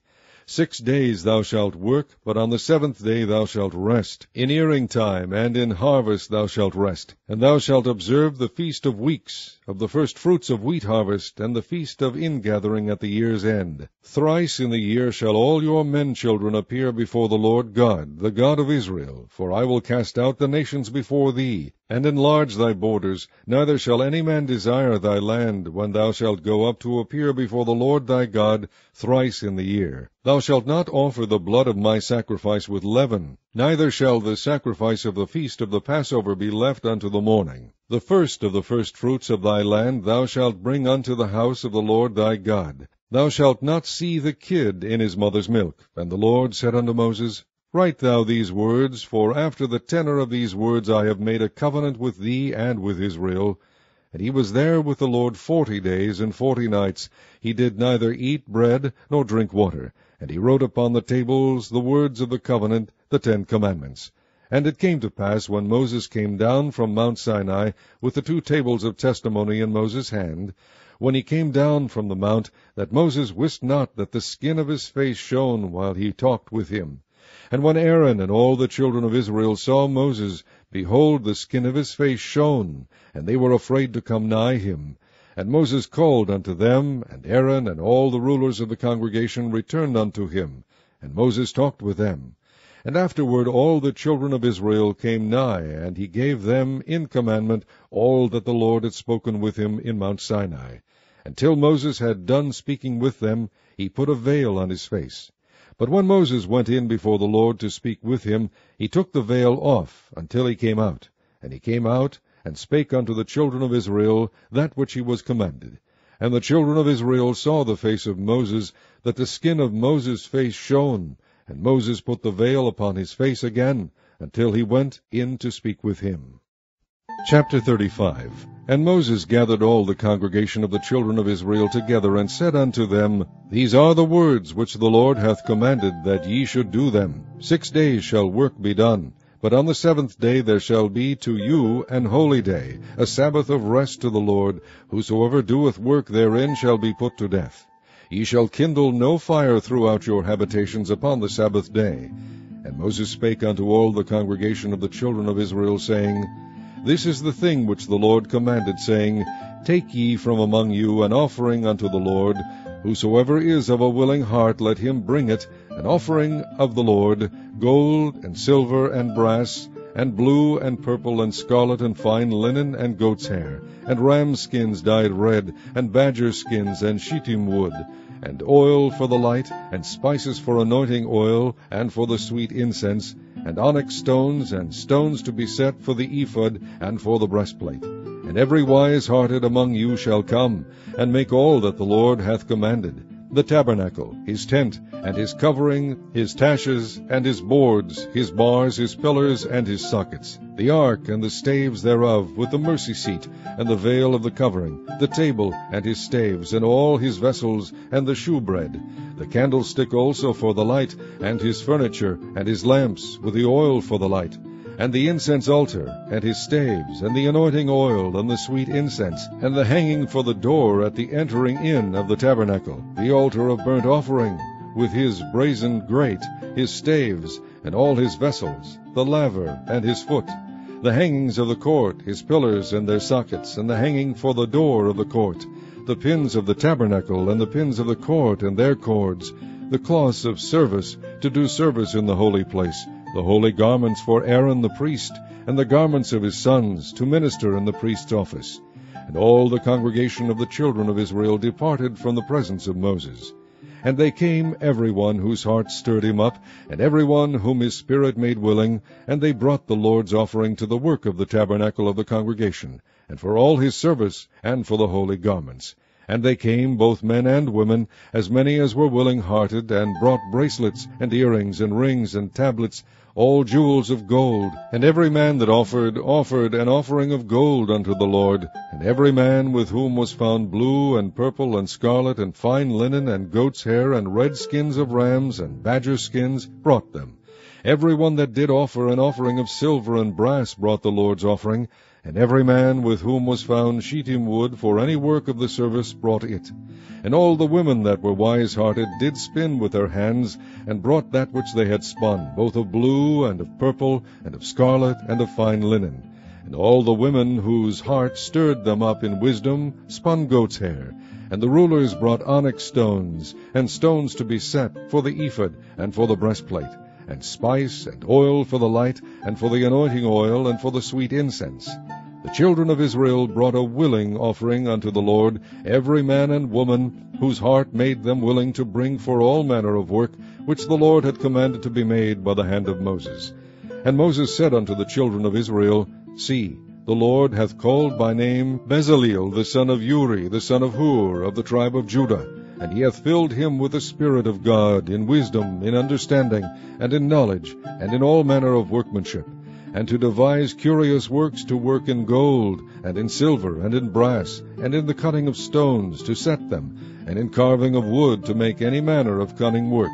And he hath put in his heart that he may teach, both he and Oholiab the son of Ahisamach, of the tribe of Dan. Them hath he filled with wisdom of heart, to work all manner of work of the engraver, and of the cunning workman, and of the embroiderer, in blue, and in purple, and scarlet, and in fine linen, and of the weaver, even of them that do any work, and of those that devise cunning work. Chapter 36. Then wrought Bezaleel and Oholiab, and every wise-hearted man, in whom the Lord put wisdom and understanding, to know how to work all manner of work for the service of the sanctuary, according to all that the Lord had commanded. And Moses called Bezaleel and Oholiab, and every wise-hearted man, in whose heart the Lord had put wisdom, even every one whose heart stirred him up to come unto the work to do it. And they received of Moses all the offering which the children of Israel had brought for the work of the service of the sanctuary, to make it withal. And they brought yet unto him free offerings every morning. And all the wise men that wrought all the work of the sanctuary came every man from his work which they made. And they spake unto Moses, saying, The people bring much more than enough for the service of the work which the Lord commanded to make. And Moses gave commandment, and they caused it to be proclaimed throughout the camp, saying, Let neither man nor woman make any more work for the offering of the sanctuary. So the people were restrained from bringing. For the stuff they had was sufficient for all the work to make it, and too much. And every wise-hearted man among them that wrought the work of the tabernacle made 10 curtains of fine twined linen, and blue, and purple, and scarlet. With cherubims of cunning work made he them. The length of one curtain was 28 cubits, and the breadth of one curtain 4 cubits. The curtains were all of one size. And he coupled the 5 curtains one unto another, and the other 5 curtains he coupled one unto another. And he made loops of blue on the edge of one curtain from the selvage in the coupling. Likewise he made in the uttermost side of another curtain in the coupling of the second. 50 loops made he in one curtain, and 50 loops made he in the edge of the curtain which was in the coupling of the second. The loops held one curtain to another. And he made 50 taches of gold, and coupled the curtains one unto another with the taches. So it became one tabernacle. And he made curtains of goat's hair for the tent over the tabernacle. 11 curtains he made them. The length of one curtain was 30 cubits, and 4 cubits was the breadth of one curtain. The 11 curtains were of one size. And he coupled 5 curtains by themselves, and 6 curtains by themselves. And he made 50 loops upon the uttermost edge of the curtain in the coupling, and 50 loops made he upon the edge of the curtain which coupleth the second. And he made 50 taches of brass to couple the tent together, that it might be one. And he made a covering for the tent of ram skins dyed red, and a covering of badger skins above that. And he made boards for the tabernacle of shittim wood, standing up. The length of a board was 10 cubits, and the breadth of a board 1 cubit and a half. One board had 2 tenons equally distant one from another. Thus did he make for all the boards of the tabernacle. And he made boards for the tabernacle, 20 boards for the south side southward, and 40 sockets of silver he made under the 20 boards, 2 sockets under one board for his 2 tenons, and 2 sockets under another board for his 2 tenons. And for the other side of the tabernacle, which is toward the north corner, he made 20 boards, and there 40 sockets of silver, 2 sockets under one board, and 2 sockets under another board. And for the sides of the tabernacle westward he made 6 boards, and 2 boards made he for the corners of the tabernacle in the 2 sides. And they were coupled beneath, and coupled together at the head thereof to one ring. Thus he did to both of them in both the corners. And there were 8 boards, and their sockets were 16 sockets of silver, under every board 2 sockets. And he made bars of shittim wood, 5 for the boards of the one side of the tabernacle, and 5 bars for the boards of the other side of the tabernacle, and 5 bars for the boards of the tabernacle for the sides westward. And he made the middle bar to shoot through the boards from the one end to the other. And he overlaid the boards with gold, and made their rings of gold to be places for the bars, and overlaid the bars with gold. And he made a veil of blue, and purple, and scarlet, and fine twined linen. With cherubims made he it of cunning work. And he made thereunto 4 pillars of shittim wood, and overlaid them with gold. Their hooks were of gold, and he cast for them 4 sockets of silver. And he made an hanging for the tabernacle door of blue, and purple, and scarlet, and fine twined linen of needlework, and the 5 pillars of it with their hooks, and he overlaid their chapiters and their fillets with gold, but their 5 sockets were of brass. Chapter 37. And Bezaleel made the ark of shittim wood. 2 cubits and a half was the length of it, and 1 cubit and a half the breadth of it, and 1 cubit and a half the height of it. And he overlaid it with pure gold within and without, and made a crown of gold to it round about. And he cast for it 4 rings of gold to be set by the 4 corners of it, even 2 rings upon the one side of it, and 2 rings upon the other side of it. And he made staves of shittim wood, and overlaid them with gold. And he put the staves into the rings by the sides of the ark to bear the ark. And he made the mercy seat of pure gold. 2 cubits and a half was the length thereof, and 1 cubit and a half the breadth thereof. And he made 2 cherubims of gold, beaten out of one piece made he them, on the 2 ends of the mercy seat, 1 cherub on the end on this side, and another cherub on the other end on that side. Out of the mercy seat made he the cherubims on the 2 ends thereof. And the cherubims spread out their wings on high, and covered with their wings over the mercy seat. With their faces one to another, even to the mercy seat ward, were the faces of the cherubims. And he made the table of shittim wood. 2 cubits was the length thereof, and 1 cubit the breadth thereof, and 1 cubit and a half the height thereof. And he overlaid it with pure gold, and made thereunto a crown of gold round about. Also he made thereunto a border of an handbreadth round about, and made a crown of gold for the border thereof round about. And he cast for it 4 rings of gold, and put the rings upon the 4 corners that were in the 4 feet thereof. Over against the border were the rings, and the places for the staves to bear the table. And he made the staves of shittim wood, and overlaid them with gold to bear the table. And he made the vessels which were upon the table, his dishes, and his spoons, and his bowls, and his covers to cover withal, of pure gold. And he made the candlestick of pure gold. Of beaten work made he the candlestick. His shaft, and his branch, his bowls, his knops, and his flowers were of the same. And 6 branches going out of the sides thereof, 3 branches of the candlestick out of the one side thereof, and 3 branches of the candlestick out of the other side thereof. 3 bowls made after the fashion of almonds in one branch, a knop and a flower, and 3 bowls made like almonds in another branch, a knop and a flower, so throughout the 6 branches going out of the candlestick. And in the candlestick were 4 bowls made like almonds, his knops and his flowers, and a knop under 2 branches of the same, and a knop under 2 branches of the same, and a knop under 2 branches of the same, according to the 6 branches going out of it. Their knops and their branches were of the same. All of it was one beaten work of pure gold. And he made his 7 lamps and his snuffers and his snuff dishes of pure gold. Of a talent of pure gold made he it and all the vessels thereof. And he made the incense altar of shittim wood. The length of it was a cubit, and the breadth of it a cubit. It was 4 square, and 2 cubits was the height of it. The horns thereof were of the same. And he overlaid it with pure gold, both the top of it and the sides thereof round about, and the horns of it. Also he made unto it a crown of gold round about. And he made 2 rings of gold for it under the crown thereof, by the 2 corners of it, upon the 2 sides thereof, to be places for the staves to bear it withal. And he made the staves of shittim wood, and overlaid them with gold. And he made the holy anointing oil, and the pure incense of sweet spices, according to the work of the apothecary. Chapter 38. And he made the altar of burnt offering of shittim wood. 5 cubits was the length thereof, and 5 cubits the breadth thereof. It was 4 square, and 3 cubits the height thereof. And he made the horns thereof on the 4 corners of it. The horns thereof were of the same, and he overlaid it with brass.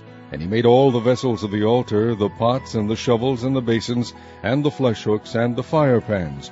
All the vessels thereof made he of brass. And he made for the altar a brazen grate of network under the compass thereof, beneath unto the midst of it. And he cast 4 rings for the 4 ends of the grate of brass, to be places for the staves. And he made the staves of shittim wood, and overlaid them with brass. And he put the staves into the rings on the sides of the altar, to bear it withal. He made the altar hollow, with boards. And he made the laver of brass, and the foot of it of brass, of the looking glass of the women assembling, which assembled all the door of the tabernacle of the congregation. And he made the court on the south side southward. The hangings of the court were of fine twined linen, 100 cubits. Their pillars were 20, and their brazen sockets 20. The hooks of the pillars and their fillets were of silver. And for the north side the hangings were 100 cubits. Their pillars were 20, and their sockets of brass 20. The hooks of the pillars and their fillets of silver. And for the west side were hangings of 50 cubits. Their pillars 10, and their sockets 10. The hooks of the pillars and their fillets of silver. And for the east side eastward 50 cubits. The hangings of the one side of the gate were 15 cubits. Their pillars 3, and their sockets 3. And for the other side of the court gate, on this hand and that hand, were hangings of 15 cubits. Their pillars 3, and their sockets 3. All the hangings of the court round about were of fine twined linen, and the sockets for the pillars were of brass, the hooks of the pillars and their fillets of silver, and the overlaying of their chapiters of silver, and all the pillars of the court were filleted with silver. And the hanging for the gate of the court was needlework of blue and purple and scarlet and fine twined linen, and 20 cubits was the length, and the height in the breadth was 5 cubits, answerable to the hangings of the court. And their pillars were 4, and their sockets of brass 4, their hooks of silver, and the overlaying of their chapiters and their fillets of silver. And all the pins of the tabernacle and the court round about were of brass.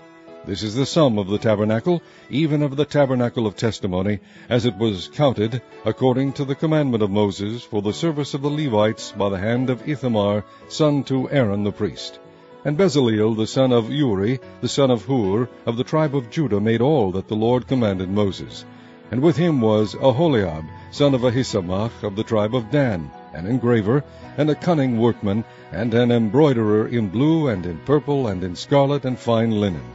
All the gold that was occupied for the work in all the work of the holy place, even the gold of the offering, was 29 talents, and 730 shekels, after the shekel of the sanctuary. And the silver of them that were numbered of the congregation was 100 talents, and 1,760 shekels, after the shekel of the sanctuary. A bekah for every man, that is, half a shekel, after the shekel of the sanctuary, for every one that went to be numbered, from 20 years old and upward, for 600,000 and 3,550 men. And of the 100 talents of silver were cast the sockets of the sanctuary, and the sockets of the veil, 100 sockets of the 100 talents, a talent for a socket. And of the 1,775 shekels he made hooks for the pillars, and overlaid their chapiters, and filleted them. And the brass of the offering was 70 talents, and the 2,400 shekels. And therewith he made the sockets to the door of the tabernacle of the congregation, and the brazen altar, and the brazen grate for it, and all the vessels of the altar, and the sockets of the court round about, and the sockets of the court gate, and all the pins of the tabernacle, and all the pins of the court round about. Chapter 39. And of the blue and purple and scarlet they made cloths of service, to do service in the holy place, and made the holy garments for Aaron, as the Lord commanded Moses. And he made the ephod of gold, blue and purple and scarlet and fine twined linen. And they did beat the gold into thin plates, and cut it into wires, to work it in the blue, and in the purple, and in the scarlet, and in the fine linen, with cunning work. They made shoulder pieces for it, to couple it together with the 2 edges was it coupled together. And the curious girdle of his ephod that was upon it was of the same according to the work thereof, of gold, blue, and purple, and scarlet, and fine twined linen, as the Lord commanded Moses. And they wrought onyx stones enclosed in ouches of gold, graven, as signets are graven, with the names of the children of Israel. And he put them on the shoulders of the ephod, that they should be stones for a memorial to the children of Israel, as the Lord commanded Moses. And he made the breastplate of cunning work, like the work of the ephod, of gold, blue, and purple, and scarlet, and fine twined linen. It was foursquare. They made the breastplate double. A span was the length thereof, and a span the breadth thereof, being doubled. And they set in it 4 rows of stones. The first row was a sardius, a topaz, and a carbuncle. That was the first row. And the second row an emerald, a sapphire, and a diamond. And the third row a ligure, an agate, and an amethyst. And the fourth row a beryl, an onyx, and a jasper. They were enclosed in ouches of gold in their enclosings. And the stones were according to the names of the children of Israel, 12, according to their names, like the engravings of a signet, every one with his name, according to the 12 tribes. And they made upon the breastplate chains at the ends of wreathen work of pure gold. And they made 2 ouches of gold, 2 gold rings, and put the 2 rings in the 2 ends of the breastplate. And they put the 2 wreathen chains of gold in the 2 rings on the ends of the breastplate. And the 2 ends of the 2 wreathen chains they fastened in the 2 ouches, and put them on the shoulder pieces of the ephod before it. And they made 2 rings of gold, and put them on the 2 ends of the breastplate, upon the border of it, which was on the side of the ephod inward. And they made 2 other golden rings, and put them on the 2 sides of the ephod underneath, toward the forepart of it, over against the other coupling thereof, above the curious girdle of the ephod. And they did bind the breastplate by his rings unto the rings of the ephod with a lace of blue, that it might be above the curious girdle of the ephod, and that the breastplate might not be loosed from the ephod, as the Lord commanded Moses. And he made the robe of the ephod of woven work, all of blue. And there was an hole in the midst of the robe, as the hole of an habergeon, with a band round about the hole, that it should not rend. And they made upon the hems of the robe pomegranates of blue and purple and scarlet and twined linen.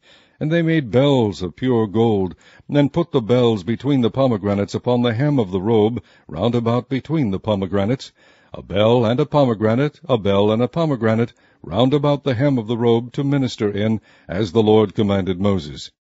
And they made coats of fine linen of woven work for Aaron and for his sons, and a mitre of fine linen, and goodly bonnets of fine linen, and linen breeches of fine twined linen, and a girdle of fine twined linen, and blue and purple and scarlet of needlework, as the Lord commanded Moses. And they made the plate of the holy crown of pure gold, and wrote upon it a writing like to the engravings of a signet, Holiness to the Lord. And they tied unto it a lace of blue, to fasten it on high upon the mitre, as the Lord commanded Moses. Thus was all the work of the tabernacle of the tent of the congregation finished. And the children of Israel did according to all that the Lord commanded Moses, so did they. And they brought the tabernacle unto Moses, the tent, and all his furniture, his taches, his boards, his bars, and his pillars, and his sockets. And the covering of ram skins dyed red, and the covering of badger skins, and the veil of the covering, the ark of the testimony, and the staves thereof, and the mercy seat, the table, and all the vessels thereof, and the shewbread, the pure candlestick, with the lamps thereof, even with the lamps to be set in order, and all the vessels thereof, and the oil for light, and the golden altar, and the anointing oil, and the sweet incense, and the hanging for the tabernacle door, the brazen altar, and his grate of brass, his staves, and all his vessels, the laver and his foot, the hangings of the court, his pillars and his sockets, and the hanging for the court gate, his cords and his pins, and all the vessels of the service of the tabernacle for the tent of the congregation, the cloths of service to do service in the holy place, and the holy garments for Aaron the priest and his sons' garments to minister in the priest's office. According to all that the Lord commanded Moses, so the children of Israel made all the work. And Moses did look upon all the work, and behold, they had done it as the Lord had commanded, even so had they done it, and Moses blessed them. Chapter 40. And the Lord spake unto Moses, saying, On the first day of the first month shalt thou set up the tabernacle of the tent of the congregation, and thou shalt put therein the ark of the testimony, and cover the ark with the veil. And thou shalt bring in the table, and set in order the things that are to be set in order upon it. And thou shalt bring in the candlestick, and light the lamps thereof. And thou shalt set the altar of gold for the incense before the ark of the testimony, and put the hanging of the door to the tabernacle. And thou shalt set the altar of the burnt offering before the door of the tabernacle of the tent of the congregation. And thou shalt set the laver between the tent of the congregation and the altar, and shalt put water therein. And thou shalt set up the court round about, and hang up the hanging at the court gate. And thou shalt take the anointing oil, and anoint the tabernacle, and all that is therein, and shalt hallow it, and all the vessels thereof, and it shall be holy. And thou shalt anoint the altar of the burnt offering, and all his vessels, and sanctify the altar, and it shall be an altar most holy. And thou shalt anoint the laver and his foot, and sanctify it. And thou shalt bring Aaron and his sons unto the door of the tabernacle of the congregation, and wash them with water. And thou shalt put upon Aaron the holy garments, and anoint him, and sanctify him, that he may minister unto me in the priest's office. And thou shalt bring his sons, and clothe them with coats. And thou shalt anoint them, as thou didst anoint their father, that they may minister unto me in the priest's office. For their anointing shall surely be an everlasting priesthood throughout their generations. Thus did Moses, according to all the Lord commanded him, so did he. And it came to pass, in the first month, in the second year, on the first day of the month, that the tabernacle was reared up. And Moses reared up the tabernacle, and fastened his sockets, and set up the boards thereof, and put in the bars thereof, and reared up his pillars. And he spread abroad the tent over the tabernacle, and put the covering of the tent above it, as the Lord commanded Moses. And he took and put the testimony into the ark, and set the staves on the ark, and put the mercy seat above upon the ark. And he brought the ark into the tabernacle, and set up the veil of the covering, and covered the ark of the testimony, as the Lord commanded Moses. And he put the table in the tent of the congregation, upon the side of the tabernacle northward without the veil. And he set the bread in order upon it before the Lord, as the Lord had commanded Moses. And he put the candlestick in the tent of the congregation, over against the table, on the side of the tabernacle southward. And he lighted the lamps before the Lord, as the Lord commanded Moses. And he put the golden altar in the tent of the congregation before the veil. And he burnt sweet incense thereon, as the Lord commanded Moses. And he set up the hanging at the door of the tabernacle. And he put the altar of burnt offering by the door of the tabernacle of the tent of the congregation, and offered upon it the burnt offering and the meat offering, as the Lord commanded Moses. And he set the laver between the tent of the congregation and the altar, and put water there to wash withal. And Moses and Aaron and his sons washed their hands and their feet thereat, when they went into the tent of the congregation, and when they came near unto the altar, they washed, as the Lord commanded Moses. And he reared up the court round about the tabernacle and the altar, and set up the hanging of the court gate. So Moses finished the work. Then a cloud covered the tent of the congregation, and the glory of the Lord filled the tabernacle. And Moses was not able to enter into the tent of the congregation, because the cloud abode thereon, and the glory of the Lord filled the tabernacle. And when the cloud was taken up from over the tabernacle, the children of Israel went onward in all their journeys. But if the cloud were not taken up, then they journeyed not till the day that it was taken up. For the cloud of the Lord was upon the tabernacle by day, and fire was on it by night, in the sight of all the house of Israel throughout all their journeys.